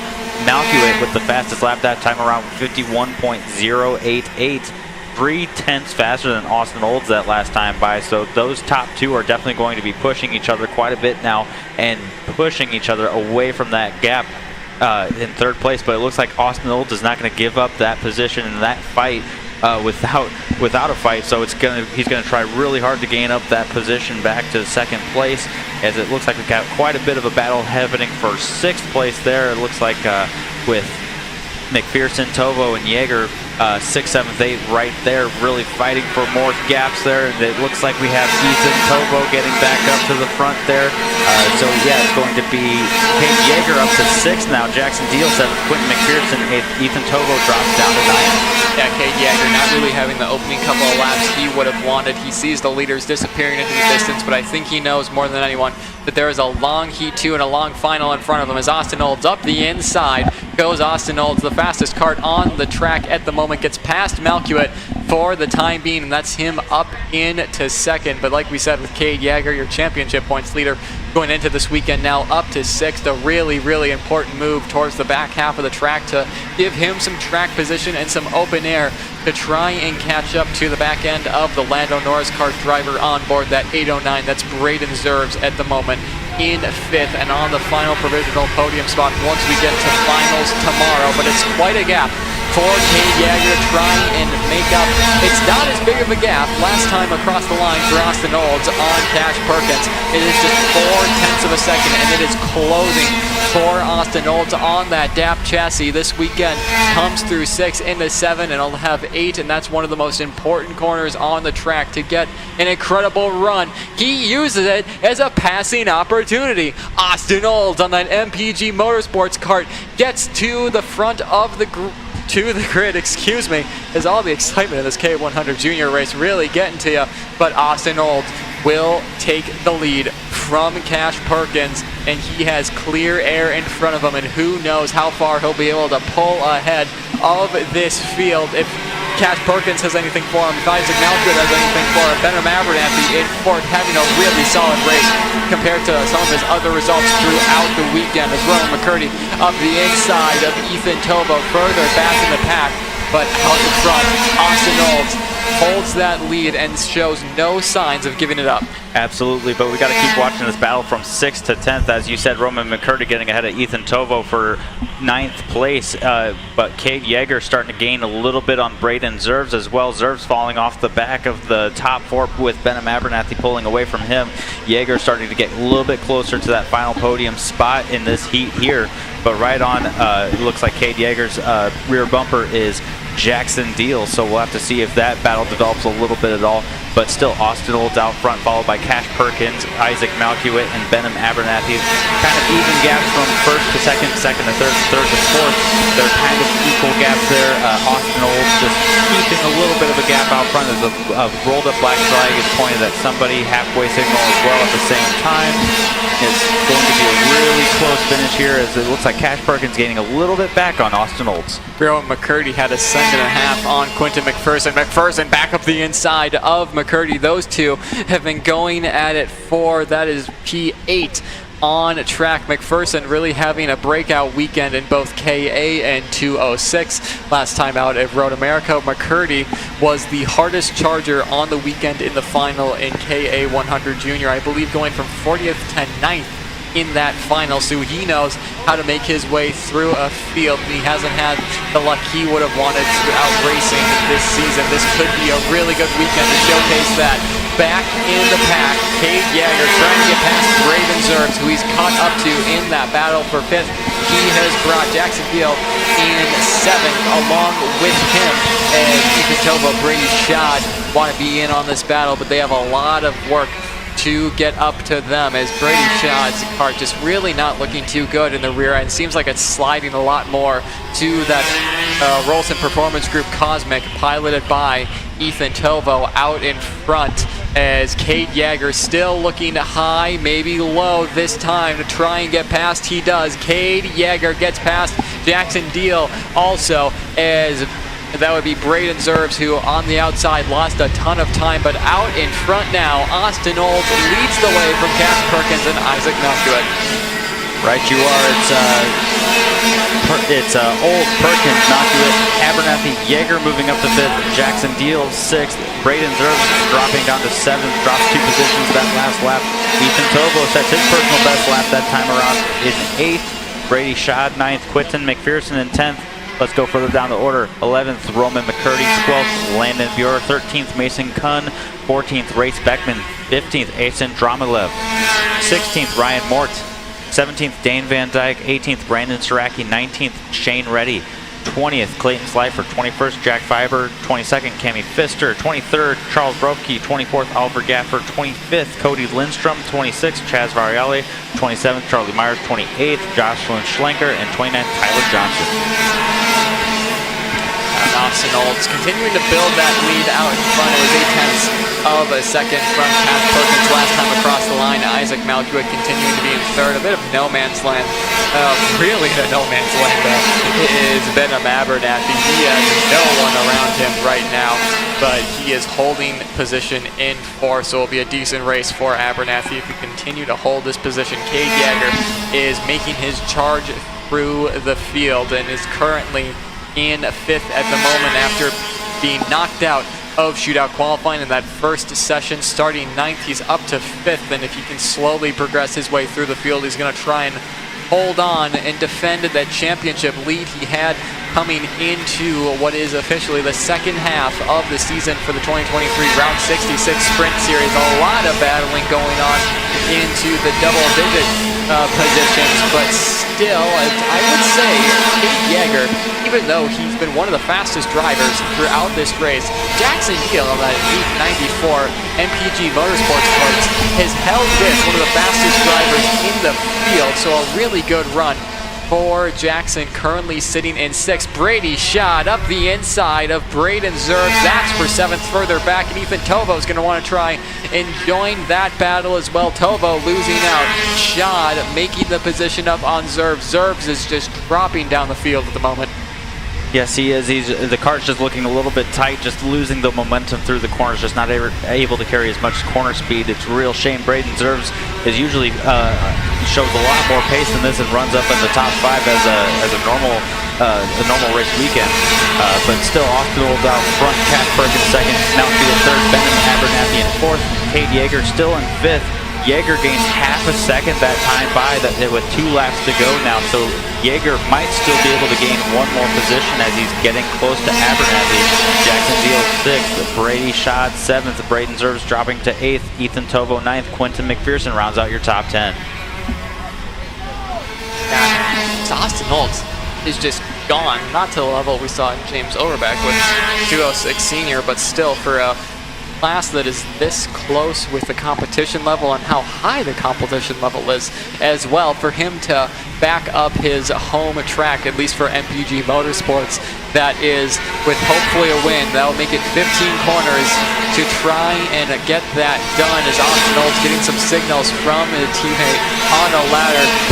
Big gap, and he couldn't be more right about that. More battling going on between Cade Yeager and Jackson Deal, who have caught up to Benham Abernathy for 4th. Benham Abernathy, who's had a bit of a quiet race up until now, has Cade Yeager, your championship points leader, right behind him, and that's going to be a battle all the way to the line. Austin Olds leading his way through the chicane now. Final couple of corners for him.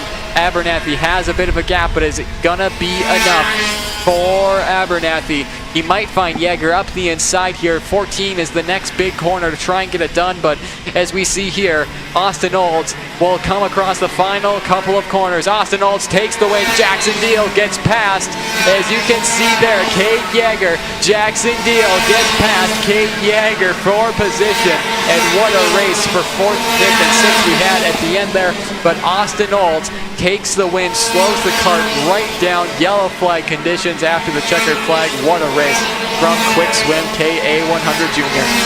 All right, let's go over the finishing order here. Austin Olds with the win, Cash Perkins in 2nd, Isaac Macuit 3rd, Benham Abernathy in 4th, Jackson Deal 5th, Cade Yeager 6th, Brady Schad 7th, Braden Zerbs 8th, Roman McCurdy 9th, Ethan Tovo 10th, Landon Buren 11th, Quentin McPherson 12th, Mason Cunnin 13th, 14th is Race Beckman, 15th Asen Dromalev, 16th Ryan Mort, 17th Dane Van Dyke, 18th Clayton Slifer, 19th Brandon Saraki, 20th Shane Reddy, 21st Oliver Gaffer, 22nd Jack Fiber, 23rd Charles Roque, 24th Cami Pfister, 25th Cody Lindstrom, 26th Chaz Variali, 27th Charlie Myers, 28th Jocelyn Schlenker, 29th Tyler Johnson.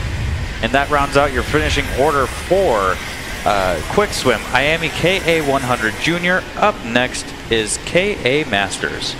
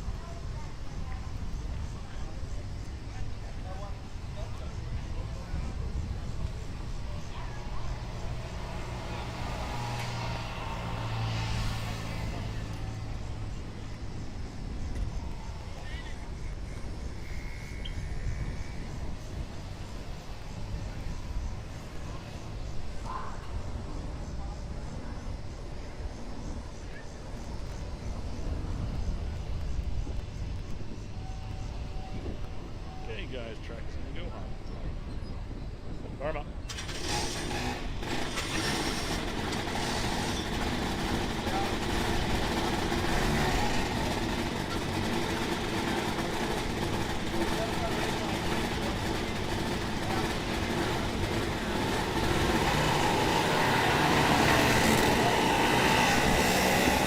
All right, and rolling on to the track right now is IAMI KA100 Masters.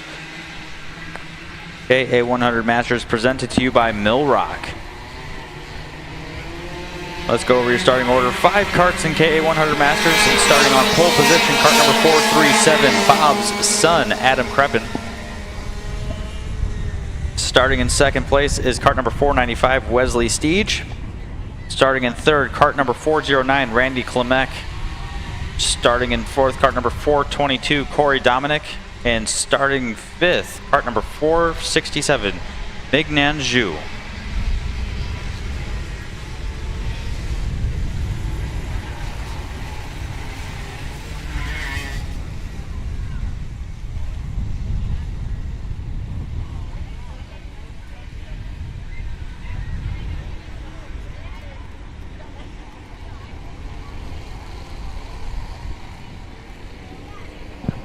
As we're coming up onto the front straightaway now, Adam Kreppen fastest in qualifying by about 0.6 of a second over Wesley Steege and Randy Klimek.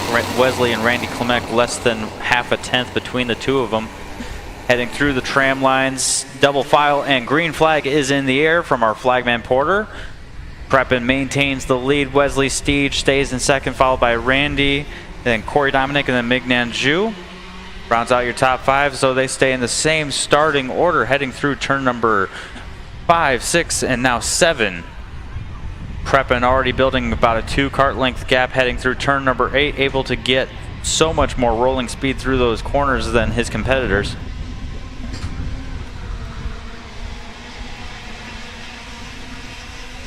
Heading through 11, now 12. Kreppen still in the lead ahead of Wesley Steege and Randy Klimek, your top 3.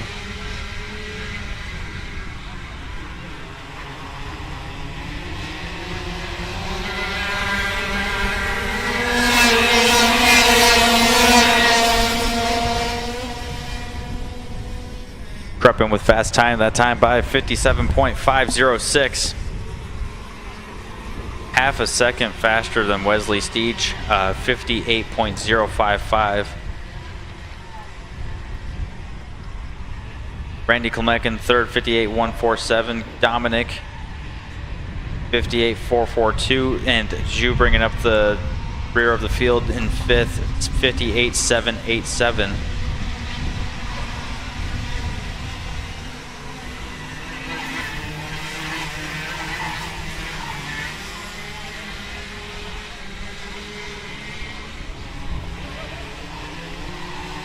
Really good battle for second place shaping up here between Steege and Klimek. Bumper to bumper as they head down the front straightaway towards turn number 2. Klimek just biding his time right now behind Steege. Goes for it. He goes for second place. Klimek takes it from Steege. Steege gets right back in line behind him. Dominic going to try to keep up and use their lost momentum to gain some time back onto him. Kreppen still fastest lap that time by 51.427. Half a second faster once again than Wesley Steege, 51.924 for Steege, 51.7 for Klimek, 52.3 for Dominic, 52.9 for Zhu. Adam Kreppen out front here. I think this is going to be mostly a game of just what's going to be the gap between Kreppen and whoever comes in second. He's been so dominant this season. So far here in Route 66, he's been on top of every competitive session apart from one at qualifying at Newcastle, losing out to Nicholas Coella. But other than that, he's been absolutely perfect as Adam Kreppen. He's been very competitive on the national scene as well, moving up to master category this year, apart from senior, which he's been running for so long, finally making that move up to the Masters division. He's been competitive in the first couple of rounds of the United States Pro Kart Series, as they'll be heading to MCC in Ohio, which we had the opportunity of going to last year. So Kreppen has some experience there, so it should be interesting to see what our own from Route 66 can do there on the national scene against some of the best in the nation. As right now, Adam Kreppen 2.2 seconds over Randy Klimek. Klimek pulling a little bit of a gap over Steege now, 51.513 for Klimek that time around, 51.877, so about 0.3 faster than Steege as he pulls away. Klimek only 0.3 slower than Kreppen that last time around. Let's see if Klemek's setup comes into play here and he can actually level out with Kreppen and maybe even possibly gain on him. It's going to be very interesting to see. Klimek out of Minnesota, his local track, Stockholm Karting Center. Very well-known member there and has raced there a lot with his son Luke. Yeah, with his son Lucas, who's running in KA100 Senior in a couple classes here, as Klimek doing a bit of an off-road excursion there out of turn 12. But we talked about Randy and his home track at Stockholm Karting Center in Cokato, Minnesota. He has 2 championships in the KA100 package there, and his son has the last year's title. So the Klemeks are the only people at that class in that track to actually have a KA100 title.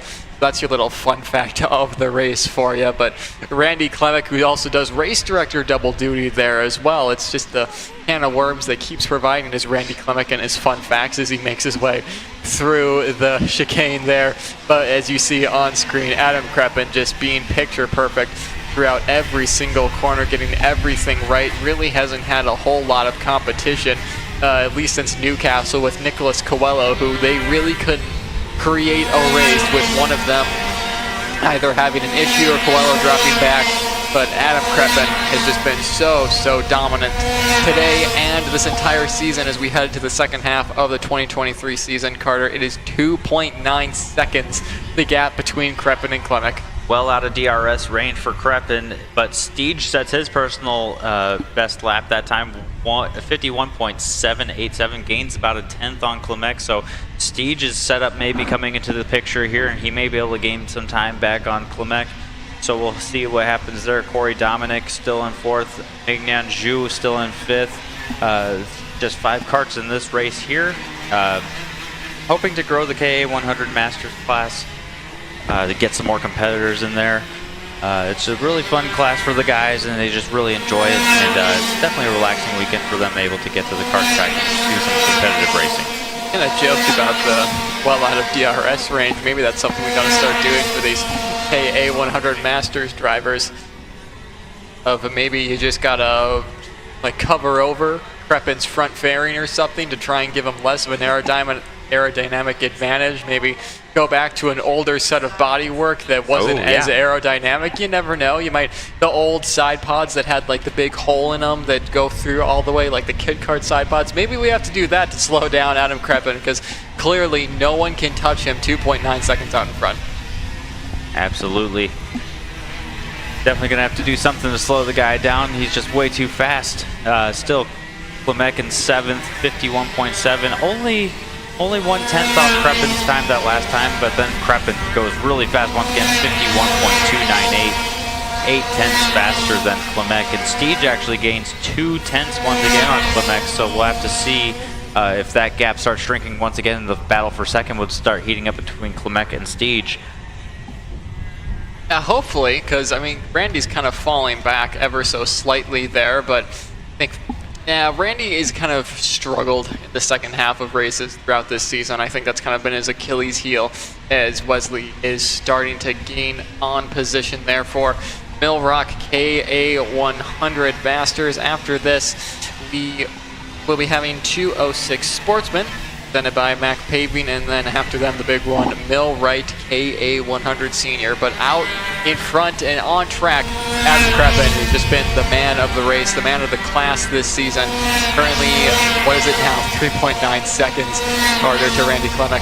Yeah, it's a shame Nicholas Coelho couldn't show up to this race. He had registered and he was on our list to show up, but then I believe there was just a scheduling conflict. He wasn't able to make it. The main competition that took away the pole position from Preppen at Newcastle just could not make it to this event. So just a missed opportunity for a good battle between those two, but still we move on here. Still Randy Klimek in second, 51.581 that last time by. Almost exactly the same time as Wesley Steege, able to maintain that gap. Corey Dominic still in fourth, Mignon Zhu in fifth, rounding out your top five there.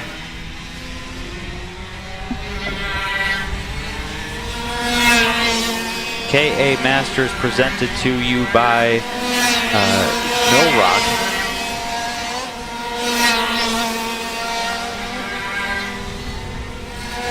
As we are currently on lap number 10 of 14, it's still Adam Kreppen out front. You just watch his kart go through the corners here. He's just able to carry so much speed compared to the other competitors in the class. The kart just glides through the corners. For example, just look how he gets through that chicane there. It just goes through at full speed through the banked corner. Can't even see the bumps through turn 12. Very little steering inputs. He just puts one steering input in and then just glides the kart through the corner. Same with turn number 14, 15, heading onto the front stretch, and 16 now. He just looks as one with the kart there, and is just able to really glide it through the corners. It looks like he's putting minimal effort into it as he goes around the track. Keep talking so much about Adam. We're going to use a bit of a segue to talk about his father, Bob, who just came up here, who works in tech. We're not going to name any numbers about bumper penalties from KA100 Junior, but Carter, 12 bumper penalties from that race. If you add them all up, it's 30 positions between all of them, so a lot of reshuffling for KA100 Junior. Again, all those results and who got those will be posted, so we won't say that. You guys can go figure that out for yourself, but it's 2 to go, this time by for Adam Kreppen out in front. Absolutely, Adam Kreppen just cruising his way to another victory. Looks like a James Overbeck level of dominance in this class. Klimek still in second, followed by Wesley Steege. Let's look at some fast lap data here. Kreppen with a 51.0 as his fastest lap, and he's only 0.3 off that lap, this last lap that he went by. Same story for Randy Klimek, 51.5 and only 0.3 slower this last lap. 51.7 for Wesley Steege as his fastest lap. 52.3 was his last lap, a little bit further off the pace by about 0.6. Corey Dominic's fast lap is 51.933. And then 52.3 was his last lap around. And then Mignon Zhu has a fast lap of 52.2 compared to his 52.6 this last time around. As white flag comes out for Adam Kreppen, Randy Klimek, and Wesley Steege. Randy looks back behind him to make sure he has a little bit of a gap and can take it easy, and he does. Kreppen rounding through turn 5, 6, and heading through 7 and turn 8 now. Onto that backstretch. We do need to talk about the weather a little bit today. We had some rain this morning, and now it's very windy out there. You see our flags blowing in the wind, and that wind is heading down the backstretch, so it's going to be a headwind as the drivers head down the backstretch, which will make that draft ever more intense. So the draft is going to be a big thing here today for these classes coming up in 206 Sportsman and KA100 Senior. So that's something we're going to have to keep our eyes on as Adam Kreppen rounds out the last corner here, turn 16, across the line, checker flag for Adam Kreppen as he takes the win in KA100 Masters. Randy Klimek in second, Wesley Steege in third, Corey Dominic in fourth, and rounding out the top 5 is Mignon Zhu. No real surprise there. Adam Kreppen taking the win. It's something he's done pretty dominantly. He's won every single race this season, including this one. A couple of quick announcements for everyone just with post-race activities. We will be having the cookout tonight, that of course being sponsored by Holtz Driver Development, but the people putting that on and who will be making that is actually the O'Gara family, the same people that own this track and have brought it to what it is today. So we would really appreciate if you all come out and enjoy some food by grid for that one. Some other things we'll have going on is the traditional cornhole tournament that we've been doing here in 2023, so be sure to go and sign up for that. I believe you need to have at least one driver that is racing this weekend, and then whoever you want as the second partner on the team. We also have what we're calling a Blaze Pod Challenge. It's kind of a reactionary time game, and I believe at Newcastle we had a set of tires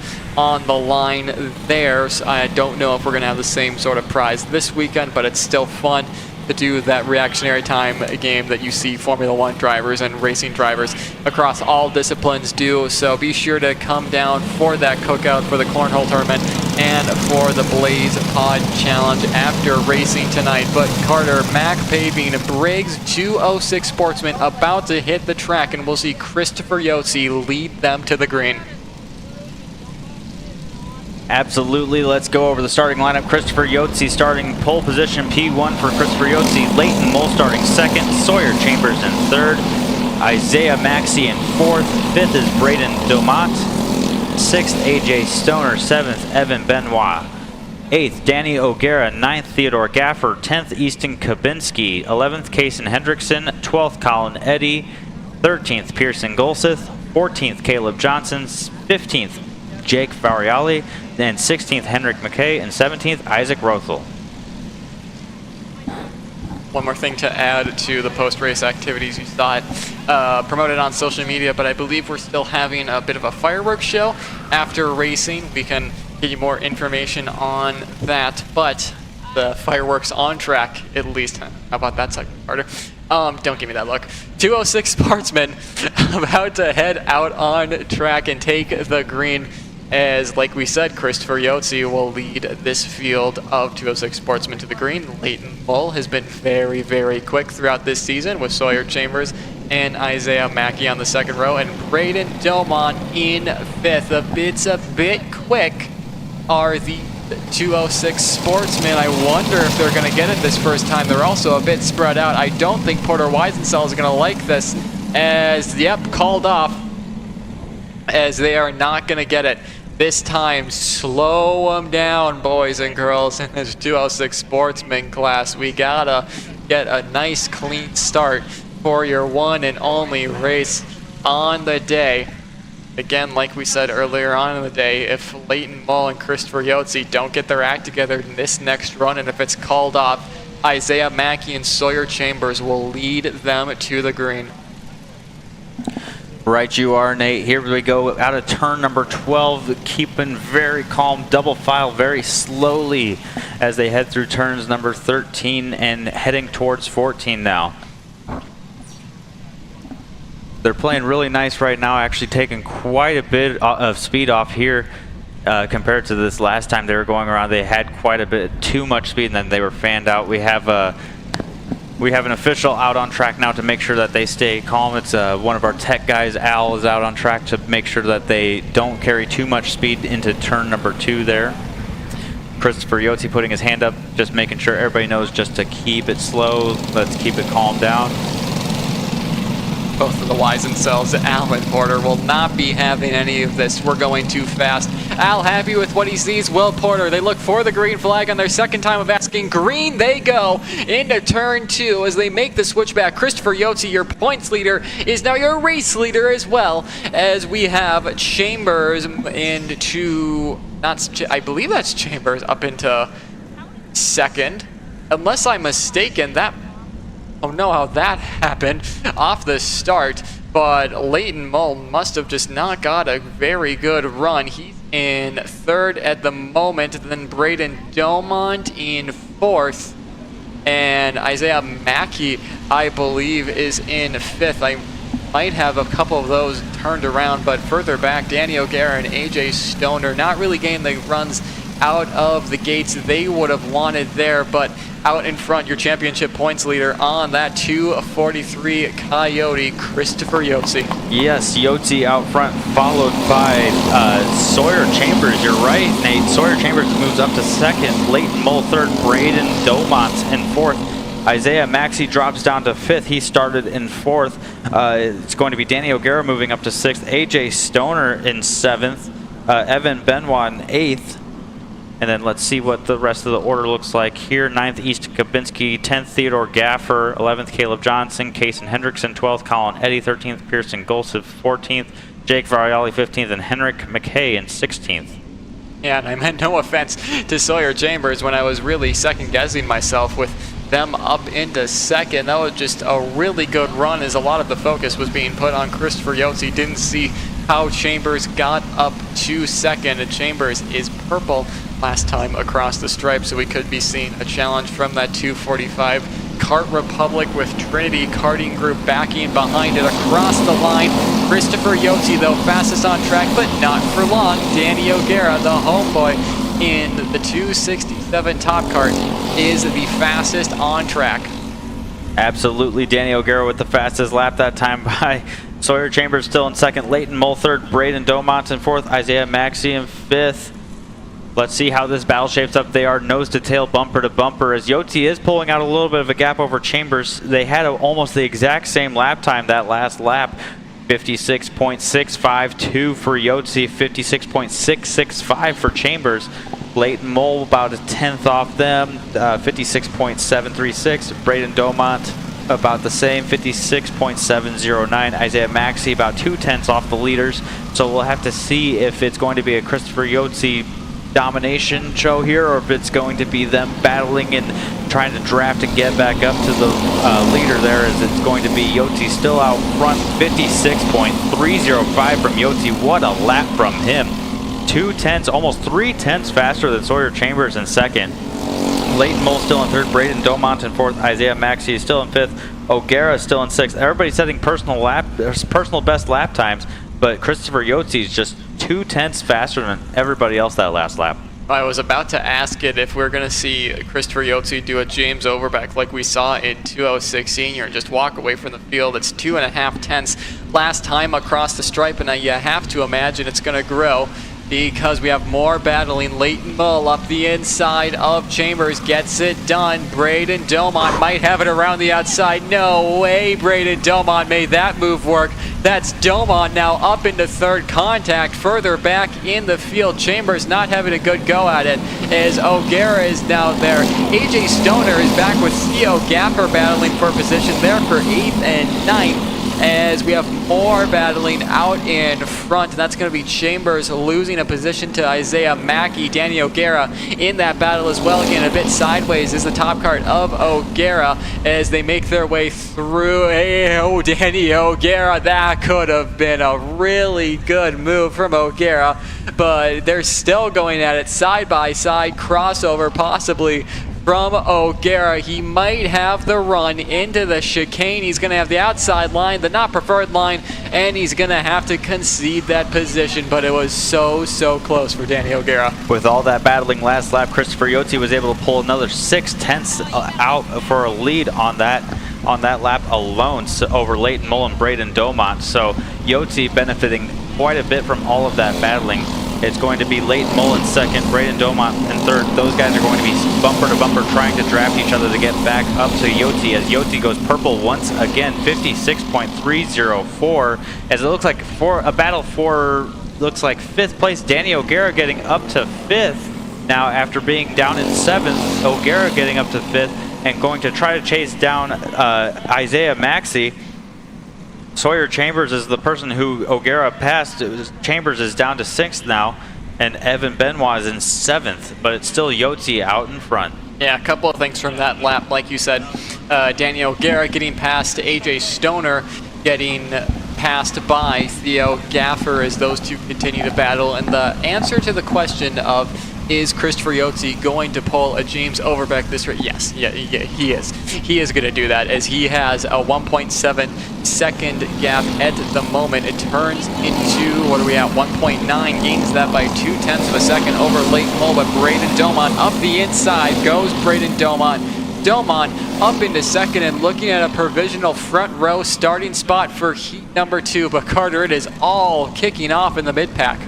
Absolutely, it looks like a great battle heading in for Sawyer Chambers and Danny O'Gara. Sawyer Chambers is able to get that spot back over O'Gara. Right behind O'Gara is Beaumont. Oh, we have a spin. It looks like Chambers possibly. Yeah. Chambers spins, and it's just going to be him falling down the order. That's so unfortunate for Sawyer Chambers. It didn't look like it was any contact there. It looked like he had just spun on his own. Maybe I didn't see it. It's going to be a dreadful result for Sawyer Chambers there, though. So then O'Gara will inherit 5th place. Evan Benoit will go up to 6th. And that's just going to be very unfortunate for Chambers, as it's Yoti still out in the lead. Purple once again for him, 56.259, half a second faster than Domont and Leighton Mole. And then in 4th place is Isaiah Maxey, kind of on his own island, just maintaining 4th place there. O'Gara moves up to 5th, Benoit, Stoner 7th, Gaffer 8th, Johnson 9th, Kabinski rounds out your top 10. Bit of an uncharacteristic race from 206 Sportsman. They're really starting to build gaps to each other. We saw more of like a 206 pack race in Micro Swift, which is weird to say. But Christopher Yotzi, like we've said, all race just out in front. Braden Domont has pace throughout this entire weekend thus far, and he's using that to good effect in 2nd at the moment on that 289 machine. And then Leighton Mull behind. He has 1 race win to his name in Heat 2 at Newcastle Motorsports Park. He's going to be hoping to add a couple more this weekend.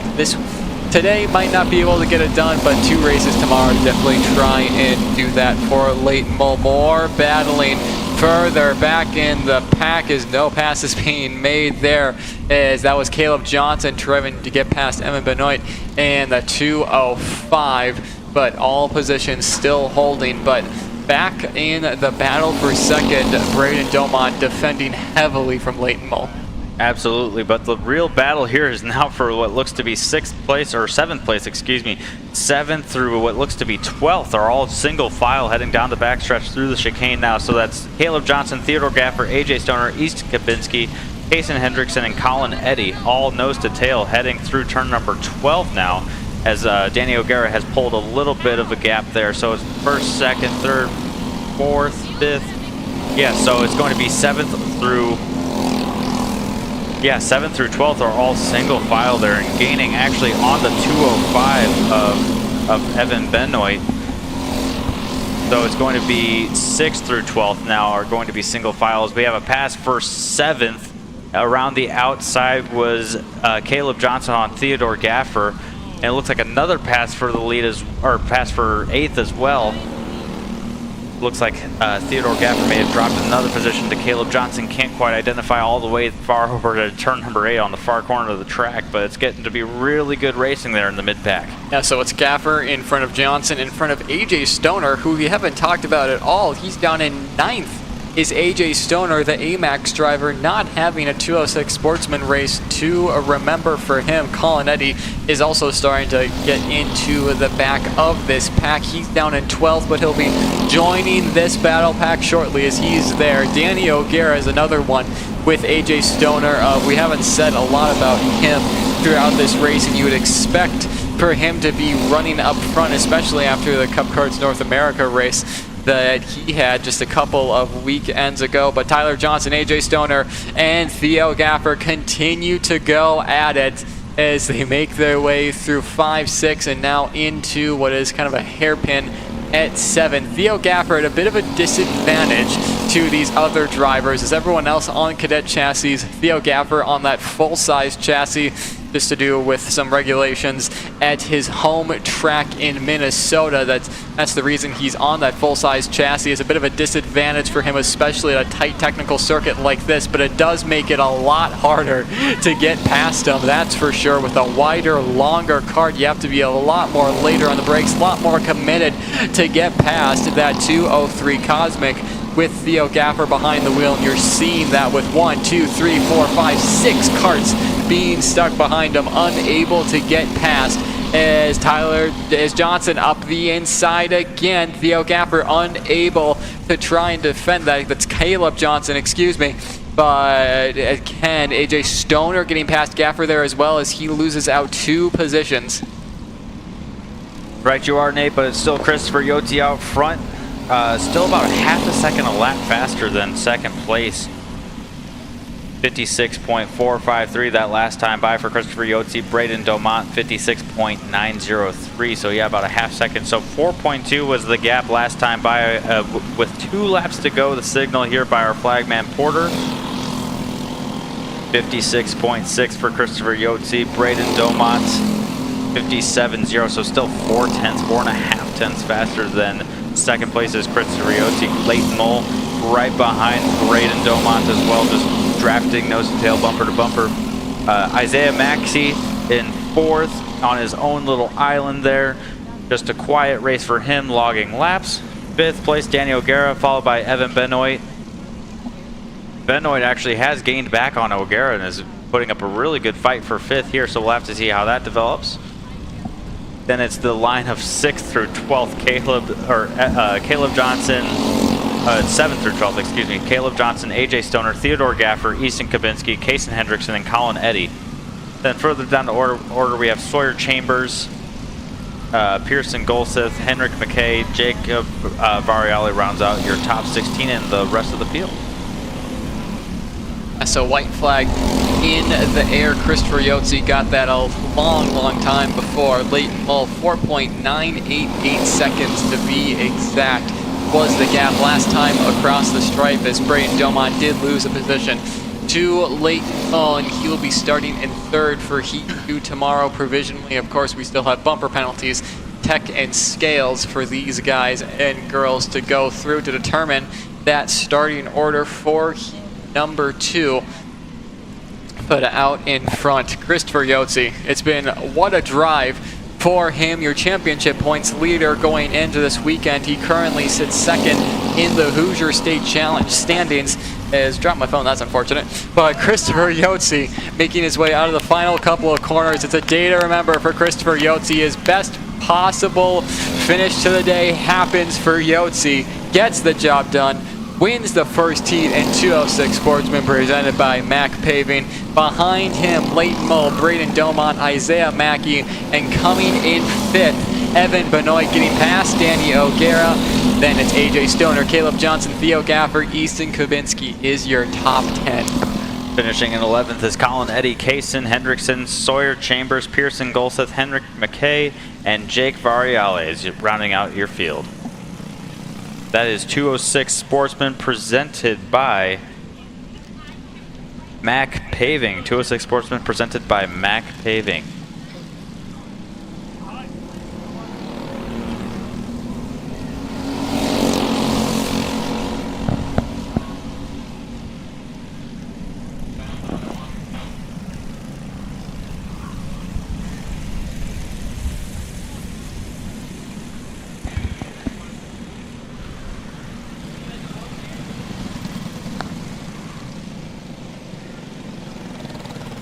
Up next is going to be KA100 Senior.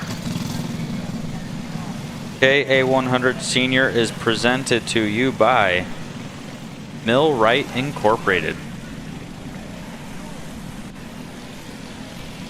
This has been one of the races I've been looking forward to the most, Nate. It's going to be a really tight race amongst the top 5, top 6, even top 7, you could say. The shootout qualifying was very exciting between the top 2, Chase Jones and Austin Jers. Less than a tenth between the 2 of them as they were fighting out for the Comet Kart Sales Fast Time Award. It's going to be very good. Let's go over the starting order. Starting pole position in the MPG kart number 954, Chase Jones. Starting in 2nd, kart number 931, Austin Jers. Starting in 3rd, kart number 988, Charlie Steins. Starting 4th, kart number 941, Adam Maxwell. Starting 5th, kart number 955, Alexander Kardashian. Starting in 6th, Alex Feldstein. 7th, Elliot Cox. 8th, James Overbeck, excuse me. Been watching HIMSA a little bit too much. Starting in 9th, Eli Warren. 10th, Lucas Clement. 11th, Vaughn Beasley. 12th, Brian Reddick. 13th, Grant Vogel. 14th, Luke Powers. 15th, Brad Britton. 16th, Bryce Mergberger. 17th, Kristen Farber. 18th, Eli Fox. 19th, Zach Collins. 20th, Mason Circular. 21st, Jaden Krause. 22nd, Brian Bosick. 23rd, Caleb Rothel. 24th, Joey Kazir. 25th, Michael Leavitt. And 26th, rounding out your KA100 senior field, Sarah Groot. Pretty packed field of KA100 seniors for this race. Carter, a lot of talent in this race. If you had to pick one to take the Heat 1 victory, who are you going for? I'd say I'd have to go for pole sitter Chase Jones. You know, he's a part of that MPG group. It's their home track, defends your territory. He's going to be very motivated to start up front and stay up front and make his team proud. I agree with you. I think Chase is going to be one to watch, but Austin Jers is another. He was so perfect at Road America. I think this is going to be a fairly tame KA100 senior race, but once we get to Heat 2, I think loves will come off for these senior drivers. There's a lot of talent behind with Alexander Kardashian, Adam Maxwell, Elliot Cox, Eli Warren, just to name a few. We're going to go green in a few moments' time for Millwright KA100 senior. Look towards the flag. They'll get on their first time of asking. Green they go into turn 2. Chase Jones getting pushed around all left, right, and center from Austin Jers, and drivers behind. Adam Maxwell up the inside of Alexander Kardashian. The AMAX driver getting past. Same too with Elliot Cox. Kardashian is getting passed from every which angle, left, right, and center. Eli Warren with a second and a half on the brakes into turn 7. He's going to try and get past Brian Reddick. Eli Warren is not having the opening lap he would have wanted. Down in the pack, he is dropping down to his friend and teammate Luke Powers, who didn't have the qualifying he would have wanted as well. But the one constant throughout this entire crazy opening lap, Carter, is Chase Jones. Out in front is Alex Feldstein. Really going wide. They're out of turn 12 and out of 14 again. Feldstein dropping down the order. He's found pace throughout this season, but he's starting to drop back, and it's not helping himself. Bryce Mergberger and Kristen Farber both have had pace throughout at Newcastle and at Road America. They showed it, and they showed race-winning potential at both of those races, but they have a mountain to climb because they are way, way back in the field. Same with Brian Vosick in that top 10 at Newcastle Motorsports Park, but like we said, Chase Jones out in front with Austin Jers behind him. Yeah, only 3/10 separating Jones and Jers at the line there that last time by. That start was very, very quick. They got the flag on the first time by, and it looked like it was Charlie Steins got very sideways as they were going through turn number 1. Probably locked up the brakes or something, but he was able to keep the cart underneath him and didn't lose a single spot. It's still Jones out front, followed by Jers, Steins, and it looks like Adam Maxwell in 4th, Elliot Cox 5th, James Overbeck in 6th. He gets put a couple of spots there. Kardashian drops from 5th to 7th in the opening 2 laps. So we'll have to see if he's got a problem or if he can make up that time that he's lost so far. Still Chase Jones out front. Adam Maxwell did go purple that last time by 50.725, 2/10 faster than Chase Jones. The top 4 are going to be bumper to bumper, nose to tail. Austin Jers is getting closer and closer to Chase Jones as they head through the chicane, through the bank to turn number 11, down through turn number 12. Hard braking as Jers actually closes the gap by quite a bit. Steins is starting to close the gap to Jers a little bit as well as Maxwell is starting to get on his bumper. It's going to be really close to each other here as they come out of turn number 16. Yeah, Chase Jones still out in front. Adam Maxwell is purple last time across, but this time it's Austin Jers behind, who goes for the lead. Austin Jers takes the lead away from Chase Jones at his home track. Chase isn't going to like that one bit with Charlie Steins and Adam Maxwell behind in that front battle pack. With Elliot Cox behind, he's got some time to make up as Maxwell making contact with Charlie Steins for 3rd. Maxwell gets past, but at what cost? He has a nice big gap to try and make up to Chase Jones in front of him. Like we were saying, Elliot Cox in 5th.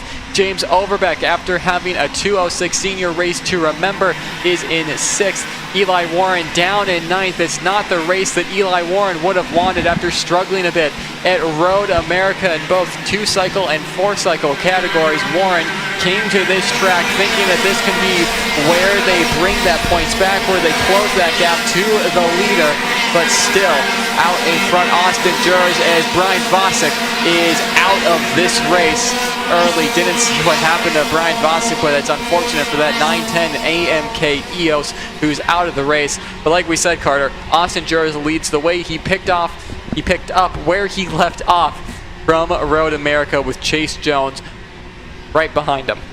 Absolutely, and it's going to be a close race between those top 4, top 5. Actually, it looks like you can see all of them on the same straightaway. The top 7, all the way from Jers to Kardashian, they're all on the same straightaway with each other. So I wouldn't count anybody out of this race yet, especially when battles start happening.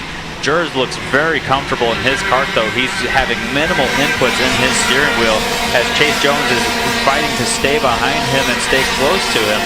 And Adam Maxwell, actually the top 3 set their personal best lap times that time by Adam Maxwell, a 10th faster than Jers and Jones. Still, purple time goes to, I believe, Eli Warren. But we'll have to see as pace ramps up here. It looks like Kardashian's starting to gain a little bit on James Overbeck as he is trying to chase down Elliot Cox as well. Charlie Steins has fallen a little bit off the pace from 3rd place. He's down in 4th now. So we'll have to see if it's a setup issue for him. Maybe he had his tire pressures a little bit too high, and now the kart's just starting to get a little bit tight on him. So we'll have to see what that is there. Austin Jers still out front, though, ahead of Jones. Jones all over his bumper through 16. Jones really looking good in that really technical section of turns 14, 15, and 16, able to get that kart wheeled around and get a lot of momentum down the front straightaway. Yeah, the battle for 1st and the battle for 4th especially is starting to heat up here. Another driver out of this race that we missed a couple laps ago, Brad Britton on that Franklin Motorsports Merlin machine is out of this race right behind the Route 66 banner. There, another driver out. I'm not sure who that is. It's one of the MPG Motorsports drivers. We'll get an ID on that. I believe it's a 942. Mason Scherninger is out of this race, but Austin Jers out in front leads the way from Chase Jones, Adam Maxwell, and then this battle for 4th that's heating up with Elliot Cox up the inside of Charlie Steins with James Overbeck and Alexander Kardashian there. Eli Warren is going to be loving the sight of this. He's broken away from Brian Reddick behind him. Eli Warren has found the pace and is going to try and close up to the back end of Alexander Kardashian to try and close in that championship points lead. He sits 4th the moment he leads the Hoosier State Challenge. No, he doesn't. Excuse me. He's 3rd in the Hoosier State Challenge at the moment behind Alexander Kardashian and Adam Maxwell after that win in Newcastle Motorsports Park. There was a win to remember for Eli Warren, but back out on track, Austin Jers getting a little sideways out of the exit of turn 11 there. He has to be careful. And another driver out, that's a 925. We're going to keep watching this battle for the lead that now has Chase Jones spearheading the effort. Jones leads on that 954. He's thinking about white lining it, thinking about defending. He did. Adam Maxwell is now in this race as well. And if these 3 aren't careful, Elliot Cox on that 951 MPG Motorsports kart, along with James Overbeck, could get brought into this fight. Don't count Adam Maxwell out, though. He's gained a lot of time. He gained half a second on Austin Jers that last lap alone as Jers and Chase Jones were battling there. Maxwell, a hometown hero. This is his home track. He wants to prove himself here, and so does Chase Jones. So those two are going to be fighting like crazy to prove themselves that they can win at their home track at the regional level here, as Chase Jones is still out front of Austin Jers. Maxwell right on his bumper in 3rd place. In 4th is going to be Elliot Cox as well, followed by James Overbeck, Charlie Steins, Alexander Kardashian. Steins has fallen off quite a bit on the pace there. He's down to 6th place and ready to lose another position to Alexander Kardashian. So it's just not the race that Steins is looking for after a magnificent qualifying from him. He'll have to go into the evening as we got a battle for the lead here. Austin Jers and Chase Jones are side by side. Chase Jones stays out in front of Austin Jers. Adam Maxwell looking on the outside of the chicane, can't get that done there as they are nose to tail, bumper to bumper as they go through the bank. Turn number 11 through turn 12, hard on the brakes. Chase Jones still out front. Jers goes over the bump, and then it's going to be Maxwell still in third, trying to maintain that gap there. It's going to be quite the fight for them here, and it's going to be bringing Elliott Cox back into the picture with Overbeck as well. They've gained a lot of time. They actually have gained about a half a second on the leaders there as Jones and Jers were battling. Elliott Cox has been brought back into the picture, gaining half a second that last lap alone. Bit of an observation from the battle for Elliott Cox and James Overbeck as they go through turn 1. There's a part of the track where they go from old track to new track, and there's a bit of a bump. Somehow, someway, James Overbeck finds time in a straight line going over that bump alone. He closes in at least half a kart length to Elliott Cox each time. I don't know how he does it. Also don't know how he got that big of a gap in 206 Senior, but James Overbeck is having a good weekend thus far, a good Saturday. Definitely. Chase Jones, though, is having a really good Saturday so far. Goes defensive into 14, out in front.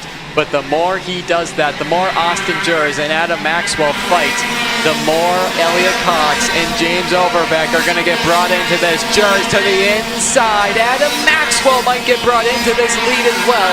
He still stays in third, does Maxwell, but Austin Jers in front now for Millwright KA100 Senior. Heat number 1 of KA100 Senior. Jers goes defensive into turn 7, and he's going to have to deal with that decision all the way down the long backstretch into 9 and 10. The chicane through 11 and the hard braking zone into turn 12. They are bumper to bumper through the banked corner, through the Monza. Jers to the inside, Jones to the outside through there as they are bumper to bumper. Here comes Chase Jones into 14. No way he gets it done through there. He does. Adam Maxwell's into this as well now. Maxwell into second as Elliott Cox is into fourth. 2 to go. This time across the stripe. Jones is going to white line it as he's going to try and get past Adam Maxwell. They're still going at it. Maxwell to the lead. Austin Jers is going to try and get up the inside of Chase Jones. Contact between the two of them. Chase Jones holds that second place for now. Adam Maxwell needs to run away because Elliott Cox and James Overbeck is now in this top 5 battle for the lead. But look who's closing in on Adam Maxwell. It's Chase Jones. It's a battle of the two giants of Whiteland Raceway Park. It's MPG versus AMAX. Absolutely, it's going to be a great battle here with just over a lap to go. Adam Maxwell leaping on the opportunity of the battle between Jers and Jones, and he takes it around the outside and 1. So here we go, through 15, through 16 is Adam Maxwell. Chase Jones gets a great run out of 16. He's the best person I've seen in 16 in this class all day today. Jers is a little bit behind Jones, about a kart length and a half. Maxwell through turn number 3. He's able to maintain that gap to Jones. Jones is trying anything he can to find pace through there in that MPG kart of his. The AMAX of Adam Maxwell is looking very good though as he's getting through turn number 8. Jones through the tight corners is able to get really close there. Through the chicane they go, bumper to bumper as they're going through the chicane, over the bumps, through the banking of turn number 12. Maxwell goes defensive to the inside. Chase Jones looks to the outside. Will he try to do what he did earlier going on the outside of 14? Here he goes. He gets a great run through 13. Gets really sideways as Maxwell goes defensive in 14. Side by side, Jers and Jones. Chase Jones goes to the inside, side by side. He's at the line. Adam Maxwell gets it. Adam Maxwell gets the win over Chase Jones and Austin Jers. Elliott Cox in 4th. James Overbeck in 5th. Alexander Kardashian in 6th. Charlie Steins in 7th.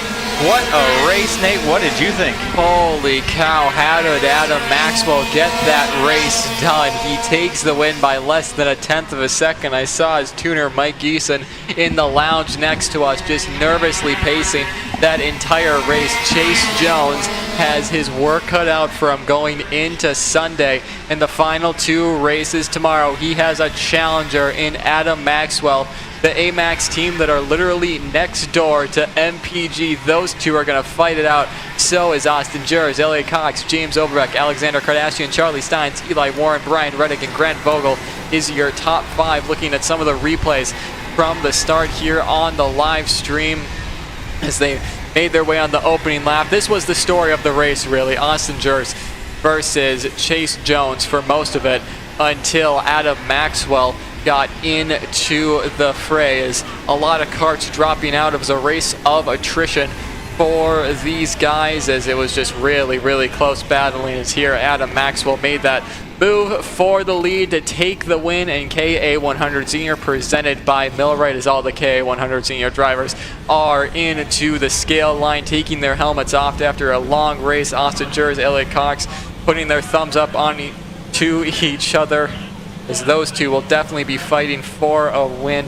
later on in the weekend. A couple drivers that may not have been too happy: Luke Powers, Tristan Farber, Zach Collins, all have had serious pace throughout the first half of the season. Not the heat one they would have wanted. Same goes for Eli Warren, Alexander Kardashian. The results may have shown a really good race for them, but really it just did not show the ultimate pace that those guys have. Michael Levitt on that 937 EOS does not have a right-hand side pod. I don't know how he finished that one. That had to have happened in the final couple of laps for Michael Levitt.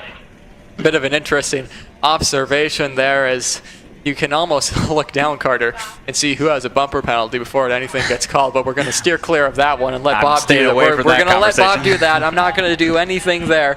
But we have a couple more classes to go, Carter. 206 Junior, presented by our very own Whiteland Raceway Park, on track next. Absolutely, but right before that, let's go over the final finishing order here for everybody here in KA Senior. We have Adam Maxwell first, Chase Jones second, Austin Jers third, Elliot Cox fourth, James Overbeck fifth, Alexander Kardashian sixth, Charlie Stein seventh, Eli Warren eighth, Brian Reddick ninth, Grant Vogel 10th, Lucas Klimek 11th, Alex Feldstein 12th, 13th, Luke Powers, 14th, Jaden Krause, 15th, Eli Fox, 16th, Tristan Farber.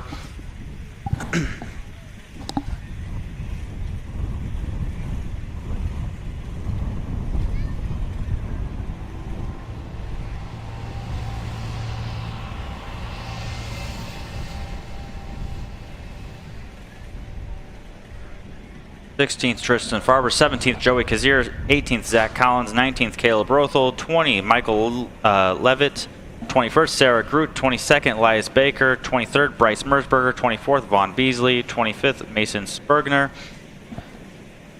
and 26th, Brian Vosek, 27th, Brad Britton. All right, and here we go once again with Briggs 206 Junior, brought to you by Whiteland Raceway Park. Here is your starting order. Starting in first, kart number 329, Porter Trudell. Starting in second, kart number 365, Brady Shad. Starting in third, kart number 364, Cade Yeager.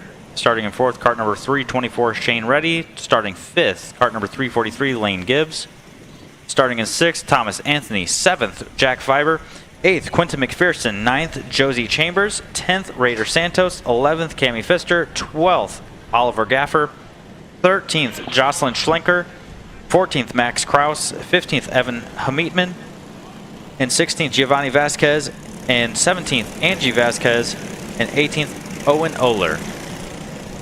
And that is your starting lineup for Briggs 206 Junior, brought to you by Whiteland Raceway Park. And they are out on track getting their warm-up lap in, and then they'll be ready to go and get another race going. This is our second to last race. Right after this is going to be Mini Swift. And then after Mini Swift is done, we will have our 5:30 cookout. We'll also have our bags tournament, our reaction time challenges. We also have fireworks tonight when it goes dark. That's going to be a lot of fun. A lot of stuff happening even after the races here at Route 66 events, and we really look forward to all these events when they happen.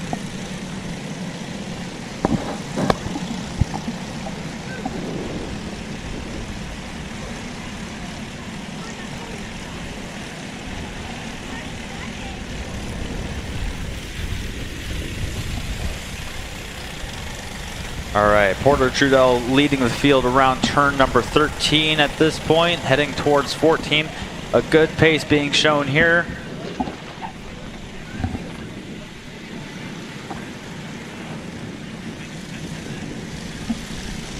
We'll be looking. Double file. What's up?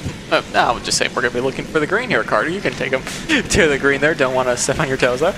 Sounds good. We got Porter Trudell up front with Brady Shad second. Cade Yeager and Shane Reddy are your second row. Looking for the tram lines, double file. Good pace so far. Keeping an eye on the flagman. And it looks like green flag is in the air. A good start. A great start by Porter Trudell.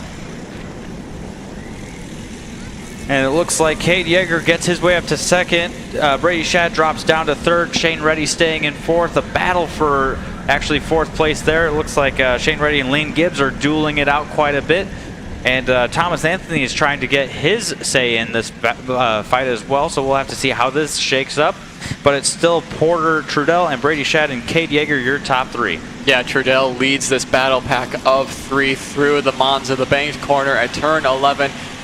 With Cade Yeager behind. Yeager leading points going into this round of the championship. Round 3 also leading the Hoosier State Challenge points for 206 Junior, so he could be coming away with a trophy this weekend. 2 trophies potentially this weekend for one class alone. Shane Reddy is getting eaten alive further back, who had an amazing first round of qualifying, who put it on pole in the first round of qualifying. 4th in the shootout, is just really now back with his friend Oliver Gaffer now, and Quentin McPherson, who won back at Road America. McPherson not having a very good start to this race, but Porter Trudell sure is fastest on track. Cade Yeager behind Brady Shad, with Quentin McPherson's Millwright Racing teammate Brady Shad in 3rd at the moment, building a gap to Lane Gibbs in 4th. And Thomas Anthony has a lot of work cut out for him, the AMAX driver, to try and catch up to Lane Gibbs in front. It's 1.1 seconds between Gibbs and Anthony is battling for second.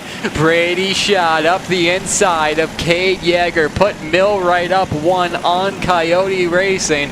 As Porter Trudell looks behind him, he now sees an orange and blue kart behind him with Brady Shad in that Millwright Racing kart with a lot of experience under that tent, with Brandon Lemke, one of the drivers who is spearheading that effort and one of the tuners under that tent.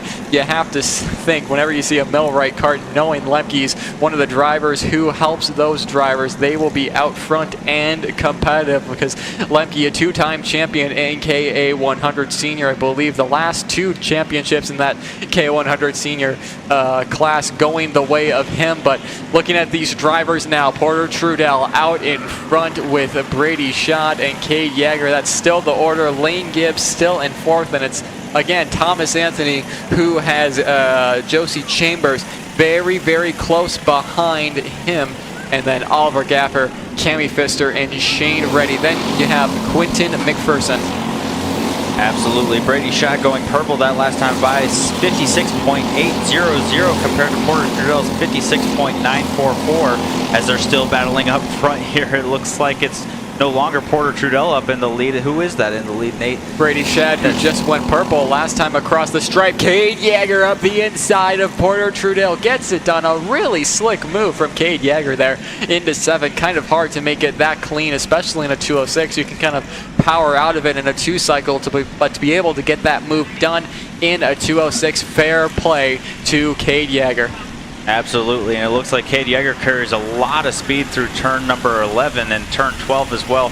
So it's going to be that top 3 bumper to bumper, and if they keep battling any more, I think Lane Gibbs and Thomas Anthony might have something to say about it, but we'll see if they keep going. Actually, make that Josie Chambers as well might have something to say about it if those top 3 keep battling. Behind Josie Chambers is a great battle for 7th, 8th, 9th, 10th, 11th, and 12th. So 7th is Oliver Gaffer, 8th Shane Reddy, 9th Cammy Pfister, 10th Quentin McPherson, 11th Jack Fiber, and 12th Jocelyn Schlenker. Those 5, 6 karts are nose to tail right now, and that's going to be really exciting to see how that shakes up as the race goes on here in that battle for 7th. But still up front, it is Brady Shad, Cade Yeager, and then Porter Trudell, your top 3. Lane Gibbs goes personal best, 57.346. Compared to Porter Trudell, that's 0.3 faster. So Lane Gibbs might be able to gain a little bit of time on Porter Trudell there. Thomas Anthony, 57.045, his personal best in 5th place there as well. The top three playing a lot nicer now, staying single file throughout that lap. 56.9 for them, 57.3 for Lane Gibbs, 57.2 for Thomas Anthony. That's still your top five.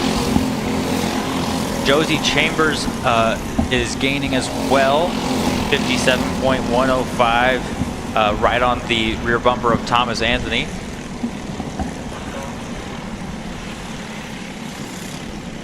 Really quick to interrupt, bit of an announcement. Can we have driver of the 914 Karting K100 Senior, Bryce Mersberger to Tech. Bryce Mersberger to Tech. You do not need your kart. But again, Bryce Mersberger to Tech.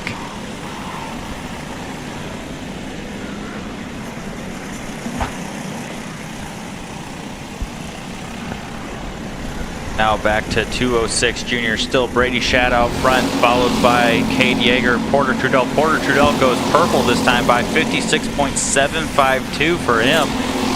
Lane Gibbs 57.1 for that last lap, 56.9 for Thomas Anthony. So the top three definitely pulling away. Josie Chambers 56.9 as well in sixth place. Josie might be able to get into a podium spot before the end of this race. We'll see what they can do. Cade Yeager made the move for the lead in turn two, a couple of corners ago, excuse me, as they make their way into the chicane now through the Monza and the banked corner.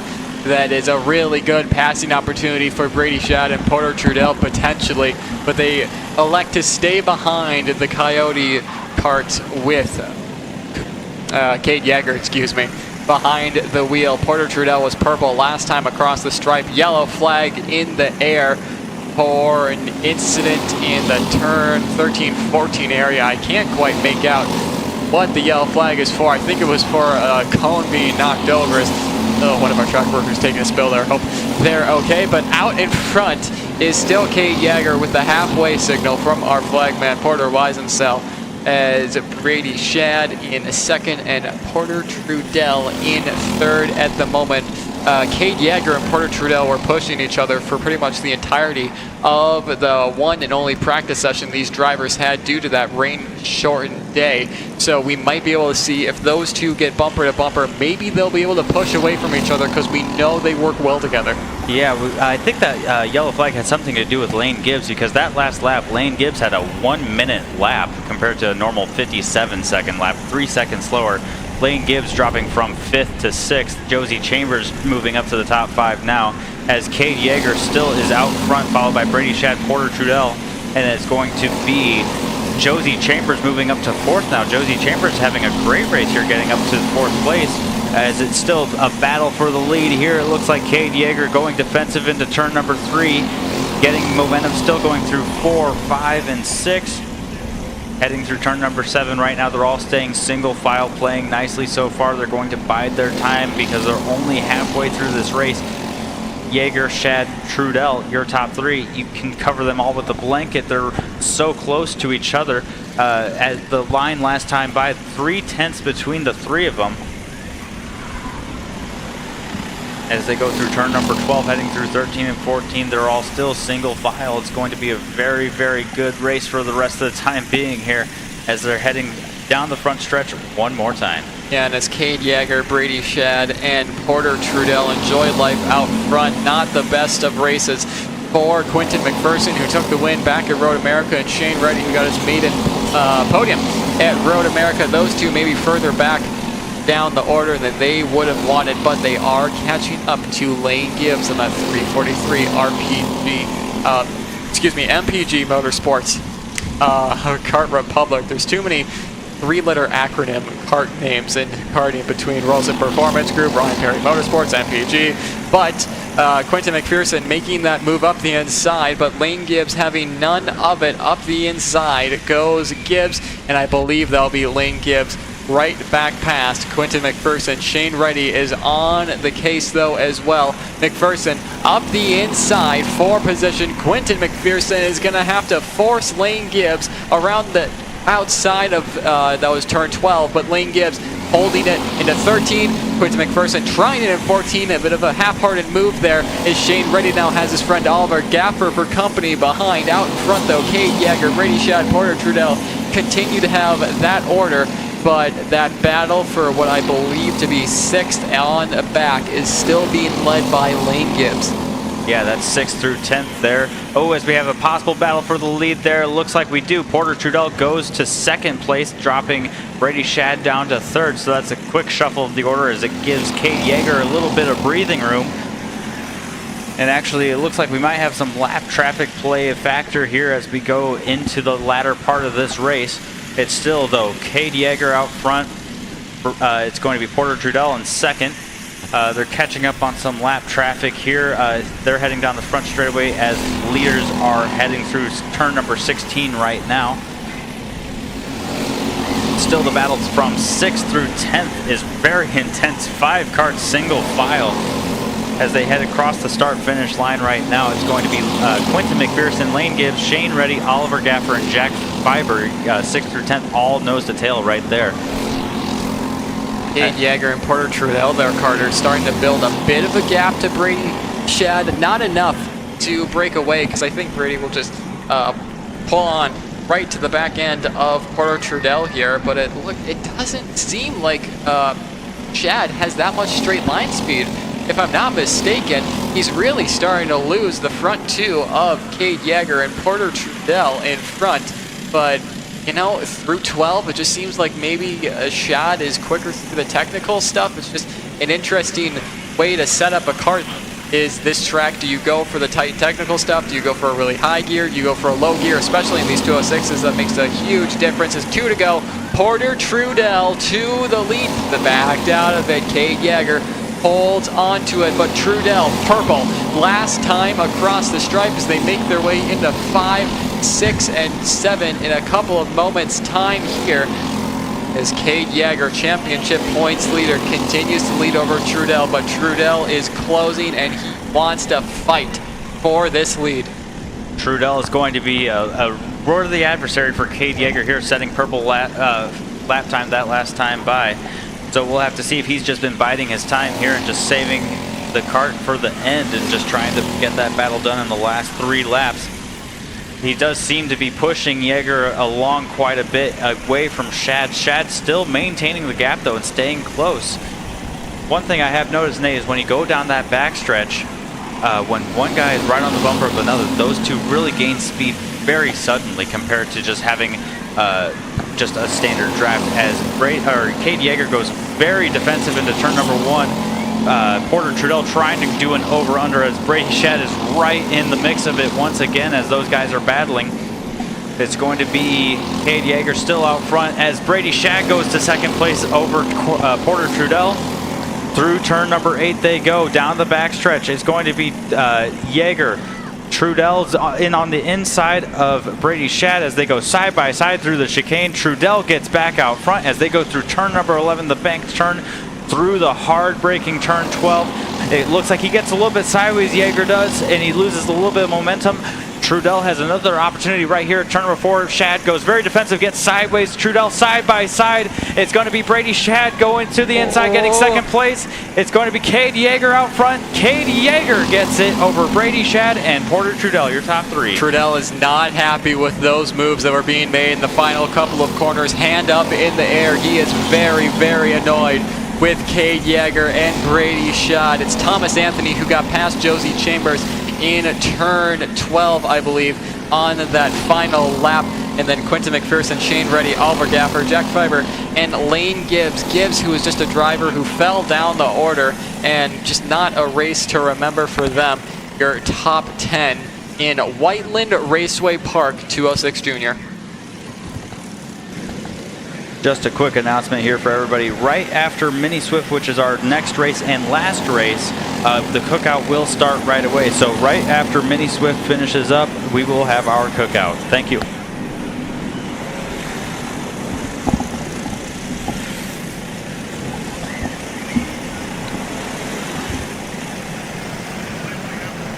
So one more race to go. That's going to be Mini Swift presented by BBS Race Engine Development. Seen a lot of good battling between Cameron Marcia and Tovo throughout this season so far. We're going to hope that carries into the second half of the season as the 206 juniors make their way into the scale line.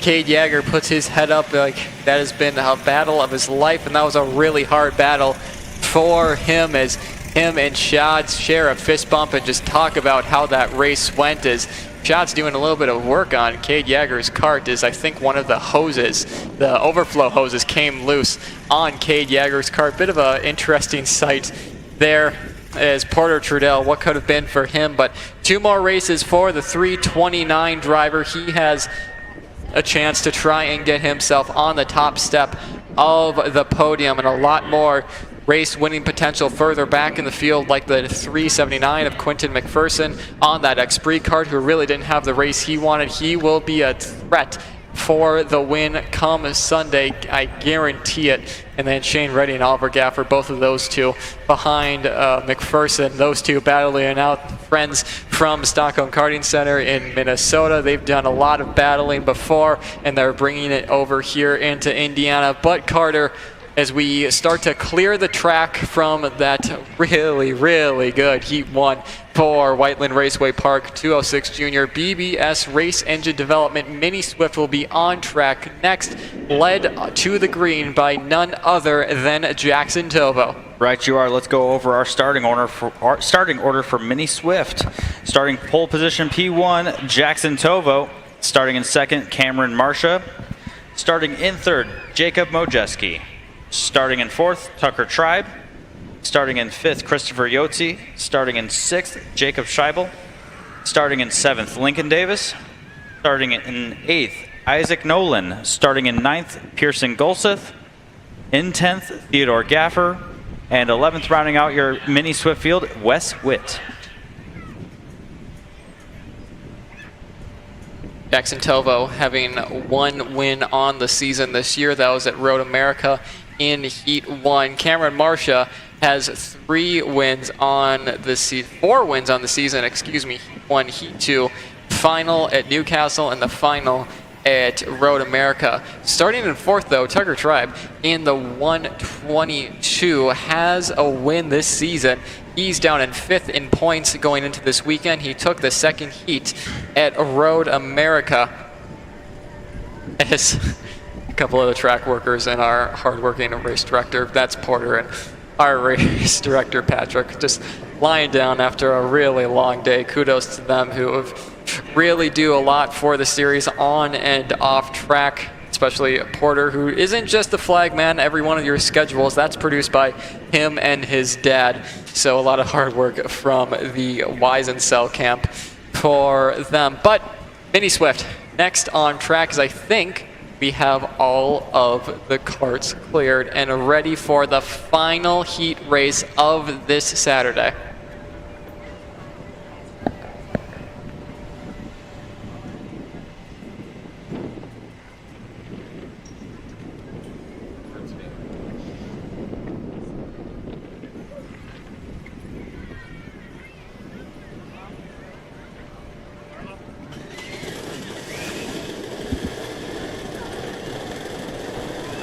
And here we go. Miami Mini Swift presented by BBS Race Engine Development. Heading out onto track right now.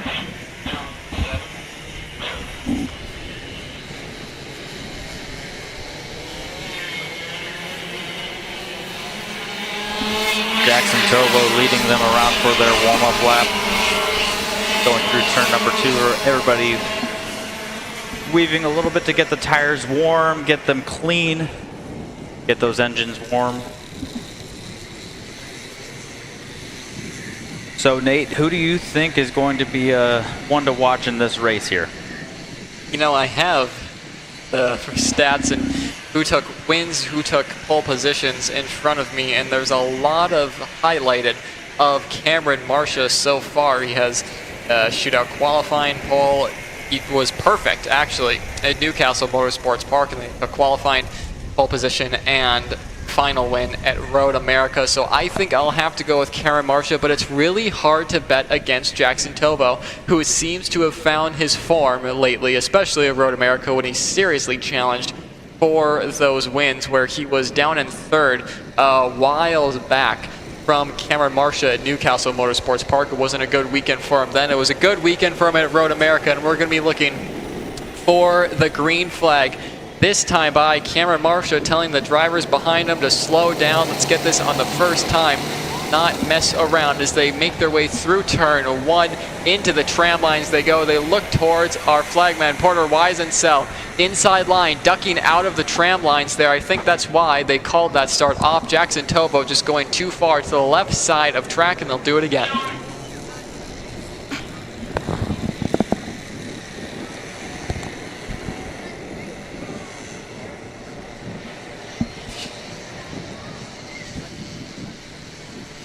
So Jackson Tovo, admittedly there are a lot of lines on track, so getting maybe a bit confused there, but they will try it again for Heat 1 of BBS Race Engine Development. Mini Swift, again, Tovo and Marcia need to get this start right, otherwise we're going to have Majeski and Drive on the front row for the final race of the day here for the Route 66 Sprint Series 2023 season. It's the third round of the season and the final round of the Hoosier State Challenge, and it's the final race of the day. Marcia is saying, slow it down, for Pete's sake. I want to start on the front row, and I don't want you jeopardizing that. Jackson Tovo got the message, and so did everyone else. This looks a lot more clean this time around. Hopefully everyone gets slotted into the tram lines. Tovo in, Marcia in, everyone's in. Green flag in the air on the second time of asking. Jackson Tovo, a good run. Same with Majeski. Marcia's going to try it around the outside. Doesn't get it done. That's more of a defensive measure from the Warren 14 Ryan Perry Motorsports kart of Cameron Marcia. He's into second, but Jackson Tovo, what a start for him. He holds the lead out in front. Majeski, a big move into turn 7 from Jacob Majeski to put himself and the Franklin Motorsports Marlin up into second. What a move from Majeski. That's him up into second, and Cameron Marcia now down to third with some time to gain. Majeski came from a mile back in turn number 7 there, but was able to get the cart woed down and get himself up to second. What a move by him. The biggest benefactor of that, though, was Jackson Tovo. As they fought, he hit every line perfect and was able to pull out a gap. Let's see what the gap is here as they cross the line for the first time. Half a second between Jackson Tovo and Jacob Majeski. Cameron Marcia in third, Tucker Tribe in fourth. Jacob Scheibel rounds out your top 5. So it's Jackson Tovo looking very good so far. We'll see if Cameron Marcia, the championship points leader, can gain the gap back up. But it looks like Jacob Majeski still is showing a lot of pace and is going to give Jackson Tovo a good run for the money. Admittedly, Mini Swift hasn't had the closest of battles throughout the 2023 season, but with Marcia out of place and in third and with some time to gain, Majeski with a really good start, and Tovo out in front but not getting away from Majeski. We could be in for a really, really good battle in this first heat of Mini Swift presented by BBS Race Engine Development. Tovo through 14. It'll come out of the double lefts to end the lap. Tovo will lead. He will come across the stripe. He'll go purple, and Majeski will take it right away. Majeski to the lead. Another late move from Jacob Majeski gets it done, and now Tovo behind Marcia has its sights set on his national racing teammate right in front of him. But Jacob Majeski is just so late on the brakes this race. He's just incredible to watch. He has Daniel Ricciardo level of confidence on the brakes. Jacob Majeski able to take the lead with super late braking. It's so impressive to watch. With that, it puts Cameron Marcia right back into the picture, though, as he's in third right behind Jackson Tovo. Tovo looking very good, very racy in second, so he's going to be able to be all over the back bumper of Jacob Majeski. He doesn't look to make a move in 14 like one normally would. It looks like he's going to try to stay right behind Majeski and try to just grab and pull away maybe. Nope, he looks to the inside at turn number 2. Jackson Tovo gets the move done. He goes back to the point as it looks like Majeski's going to try to fight back and get an over-under, maybe not. Majeski stays in second with Cameron Marcia still in third. Yeah, Marcia's really close now after that battle as Majeski thought about another late braking move there into 7th. Through 8 they go and on to the back straight, and They have the chicane in front of them. It gets really narrow through here, but Majeski has a run. Can we see another late braking move into the hairpin of 12? Through the Monza they go. Majeski stays in line, but you know he has to be thinking about it. With the 2 moves he's made thus far this race, you have to think he has the confidence to get that kart stopped into the lead. But the lead currently occupied by Jackson Tovo. Leads this race over Majeski and Marsha as they head their way into turn 2. Really wide corner, and that's being exercised by Jacob Scheibel, who gets past Tucker Tribe for 4th as they make their way through this back half of the new section here at Whitewood Raceway Park. A lot of work being done by the O'Garas and everyone here to get this place up to another level, both on track and off track. It's incredible to be here. So glad we're able to make our inaugural visit here in 2023, and so are these drivers, Jackson Tovo and Jacob Majeski. Through turn 12 they go, yet again unable to get enough of a run is Jacob Majeski to try and get past Jackson Tovo. Cameron Marsha, I think, is just counting his days at the moment, waiting for these two to start battling, slip through, say thank you very much, and just drive away into the distance. At least that's what he wants to happen in his head. The only issue is Jacob Majeski is going to be late on the brakes. He's going to retake the lead from Jackson Tovo. If Jacob Majeski keeps doing these late braking moves, I think we're going to have to start calling them the Honey Badger. It's just Daniel Ricciardo-esque of how confident he is on that brake pedal. But Carter, Majeski leads over Tovo and Marsha. We have a really, really competitive race coming our way. We really do, and with this battling up front, it's just bringing 4th and 5th into the picture, with Jacob Scheibel going purple the last time by with a 53.285, 2/10 faster than Majeski that last time by. So we'll have to see if Scheibel or Tribe can have something to say about the results of this race. Whereas Cameron Marsha, you could just give him a magazine. He's just looking so relaxed in 3rd place there. He's just biding his time, just looking to see what he can do to capitalize on any moves. As Jackson Tovo goes to the inside at 16, a little bit of bump in the bumper as he's going, and Cameron Marsha is going to try to go and follow him. And it looks like Tovo and Marsha are going to move up to 1st and 2nd ahead of Jacob Majeski. Majeski, the big loser there, going from 1st to 3rd in the matter of the front straightaway here at Whiteland Raceway Park. You have to think Tovo maybe has a bit of an advantage, but Marsha up the inside in turn 7. New race leader, Cameron Marsha, your championship points leader going into this weekend, gets the move done. He's got about a kart length and a half between him and Majeski and Tovo. Majeski having to whoa that thing up going into the chicane there. That was saying you have to think when Tovo's in the lead, he has a bit of an advantage, because going into turn 2, you have the Tovo Motorsports camp. They can just point whichever way the kart's coming, and Tovo will know without having a reactionary driving penalty. So a bit of an advantage there, but the big advantage right now is Cameron Marsha, who's out in front by 0.4 of a second over Jackson Tovo.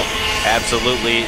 Cameron Marsha, once he got past Tovo into the lead, he has just pulled away. 4 kart lengths between him and Tovo right now. It really makes you think he was just biding his time and just waiting for the right moment to make the pass, and he chose the right moment indeed, as Jackson Tovo in 2nd, Majeski in 3rd under a really big threat of Jacob Scheibel and Tucker Tribe. Scheibel looking very quick here as he is all over the back bumper of Majeski, and we'll have to see if he can do anything about it. And with all that battling, it's brought Christopher Yotzi in 6th back into the picture as well. The top 6 covered by just one short shoot of the straightaway between turns 12 and 13 here at Whiteland Raceway Park. Through 14 they go. It's still Cameron Marsha out front. Jackson Tovo gets a great run though, and is able to really get all over the back bumper of Cameron Marsha. Jackson Tovo is set up perfectly for the tight technical section of turns 12 through 16 as he's able to gain so much time. Yeah, Marsha took a look back of Tovo, who now has Majeski in front of him. Marsha took a look back out of 16, saw Tovo on his rear bumper, thinking, you're a bit closer than I remember last lap. It's a lot closer last time across the stripe. And look at this top 6 battle for the lead. Mini Swift Racing has never been so good at Route 66 as it is now. Cameron Marsha out in front. Majeski might think about a late braking move. He's going to work with Marsha for the time being. He knows Tovo behind has the pace to potentially get past both of them. So working with Marsha really could be Jacob Majeski's best bet to try and secure 2nd or maybe a win. Majeski's first win on the season is still up in the air. Marcia looks to his inside Tovo in third, and then you have Majeski, who's staying behind a lot of different lines coming out of turn 2. With how wide the track is, you have a little bit of room to experiment. Some people taking a really wide line, a really narrow entry into that corner. It's really interesting to watch these mini Swift drivers. Really all classes are doing that, which is how wide this expansion area is for Whiteland Raceway Park. But still, Carter, Cameron Marcia, the man who leads points going into this weekend and leads the Hoosier State Challenge points going into this weekend, leads over Jacob Majeski. It was really interesting to see the communication between him and Majeski as they were going down the front straightaway here. Marcia looked back at him, and Majeski just pointed forward saying, let's go. He wants to get away from Tovo because he knows Tovo is a big threat for that win, and Majeski just wants to get going and get away from the rest of the pack, just 1 and 2, and just fight it out with Marcia rather than just bring the rest of the pack of 3rd, 4th, and 5th into it. As we have Tovo in 3rd, Scheibel in 4th, and Tribe in 5th, as Cameron Marcia actually went 53.201, a purple lap time that last time by for Cameron Marcia. That's really impressive for that late in the race at lap 10 for Cameron Marcia to pull out the fast lap of the race so far. And actually, as they have been battling less, it looks like Jacob Scheibel and Tucker Tribe are starting to fall off a little bit from the top 3. We'll see if that changes at all as those top 3 battle again. We'll have to see what happens here, but still Marcia out front, Majeski in 2nd, Tovo in 3rd. Yeah, and that gap starting to form for 4th and 5th is all because Tucker Tribe got past Jacob Scheibel there towards the back half of the track, but a bit of an interest. Oh, I think one kart off. Is that Yotzi? It's Christopher Yotzi who is in 6th. Christopher Yotzi out in turn 12.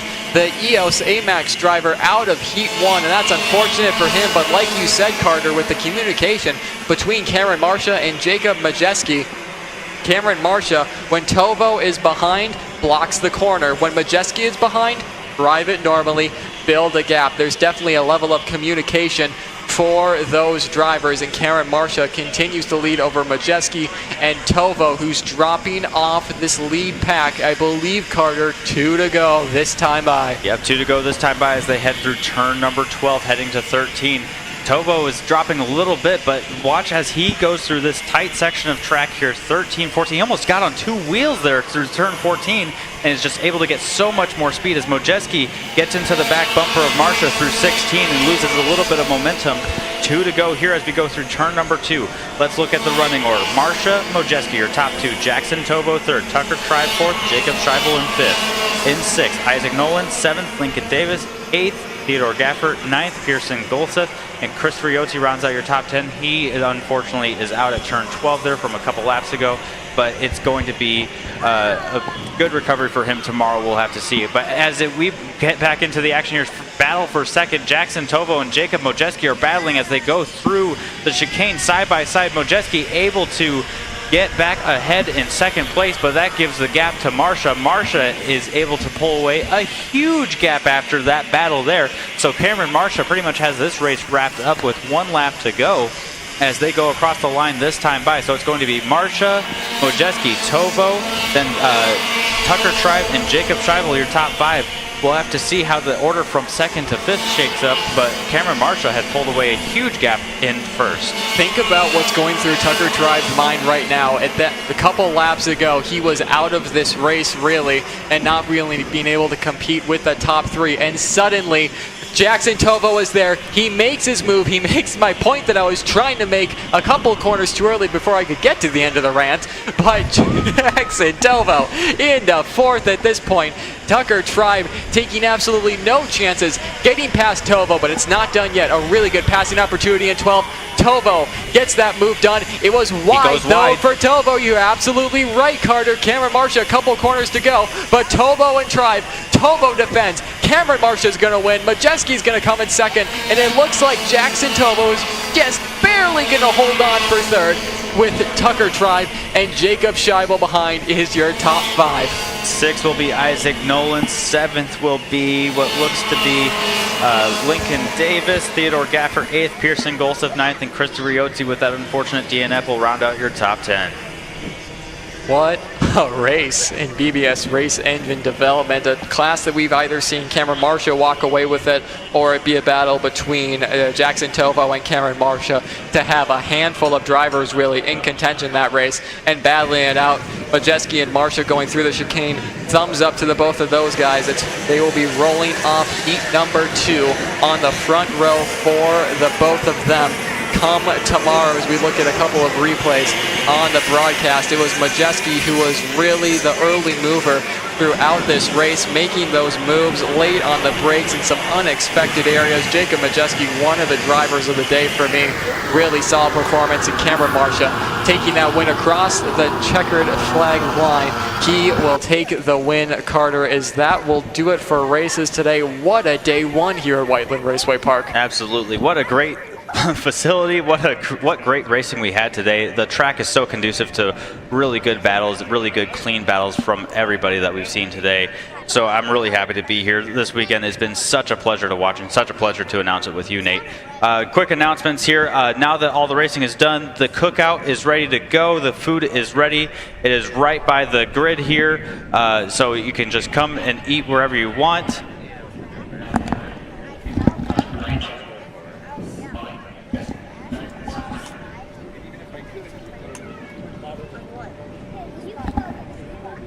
Yep, so the cookout is by the Grid Pagoda.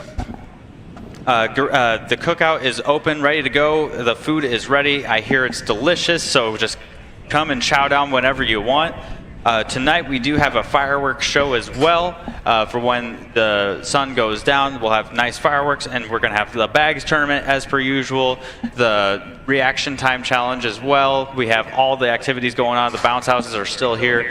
It's going to be great fun tonight after the racing is all done here. So, Nate, it's been a great day so far. It's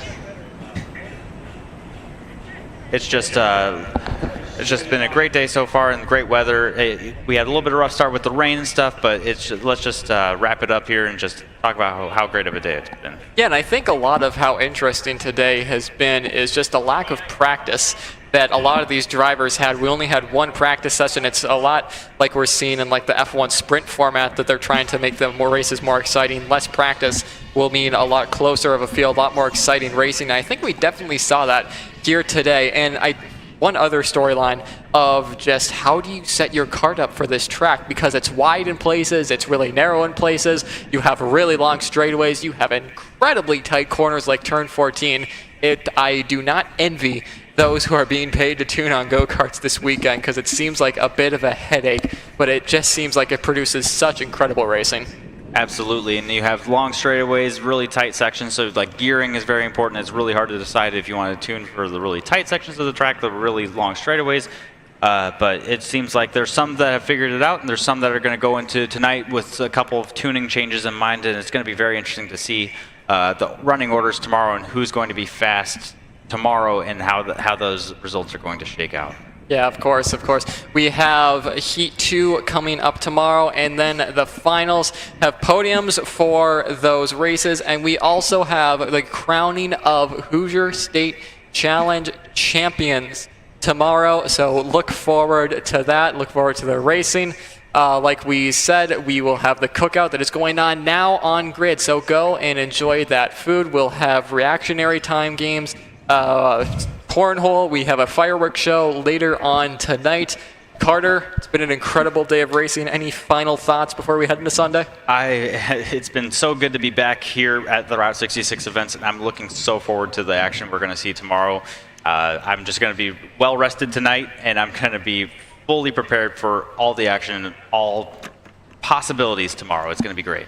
Yeah, of course. As we wrap up the day, a big thank you to everyone at Whiteland Raceway Park for 2 days of incredibly hard work. Have one more day to go, but incredible facility we have here and incredibly grateful to be here. A big thank you to all the Route 66 staff for making it happen, and a thank you for coming out and spending your weekend with us. We know you have a choice in race series, and we appreciate you choose Route 66. Another big thank you to all of our partners who help us go racing every weekend. Our title partners, Franklin Motorsports, IAMI, MG Tires, AMAX, Mills Pallet, and Millwright. A lot of those guys are on site this weekend, so go help them out, go get some products from them. Helping them helps us. Our class partners, Millwright, Allison Racing Engines, BBS Race Engine Development, Quick Swim, Millrock, Kart Circuit Autobahn, Mac Paving, One Power Sports, and of course, Whiteland Raceway Park.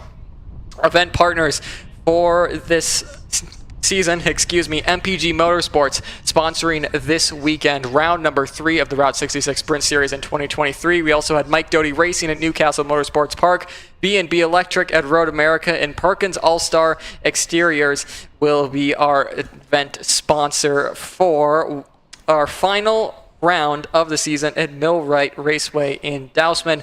Big thank you to Kartlift, the official kart stand of the Route 66 Sprint Series. Ted Fashing and Connor Fashing, who work so hard on that brand, and the little shop that they do in Minnesota, are here on site. If you guys have any questions about kart stands, self-lifting kart stands, or any of the other products they have, you can go visit them or go check them out at kartlift.com. Comet Kart is one of the go-tos if you want to get anything karting related. They partner with us for our Fast Time Award, and then of course Coleman Family Motorsports and Branding Speed for your partnership with the Hard Charger Award. We will see you all tomorrow morning at 8 o'clock for warm-up with Kid Karts, and then we'll have Heat 2 and the main events coming your way from Carter Pease and Nate Dean. It is bye for now.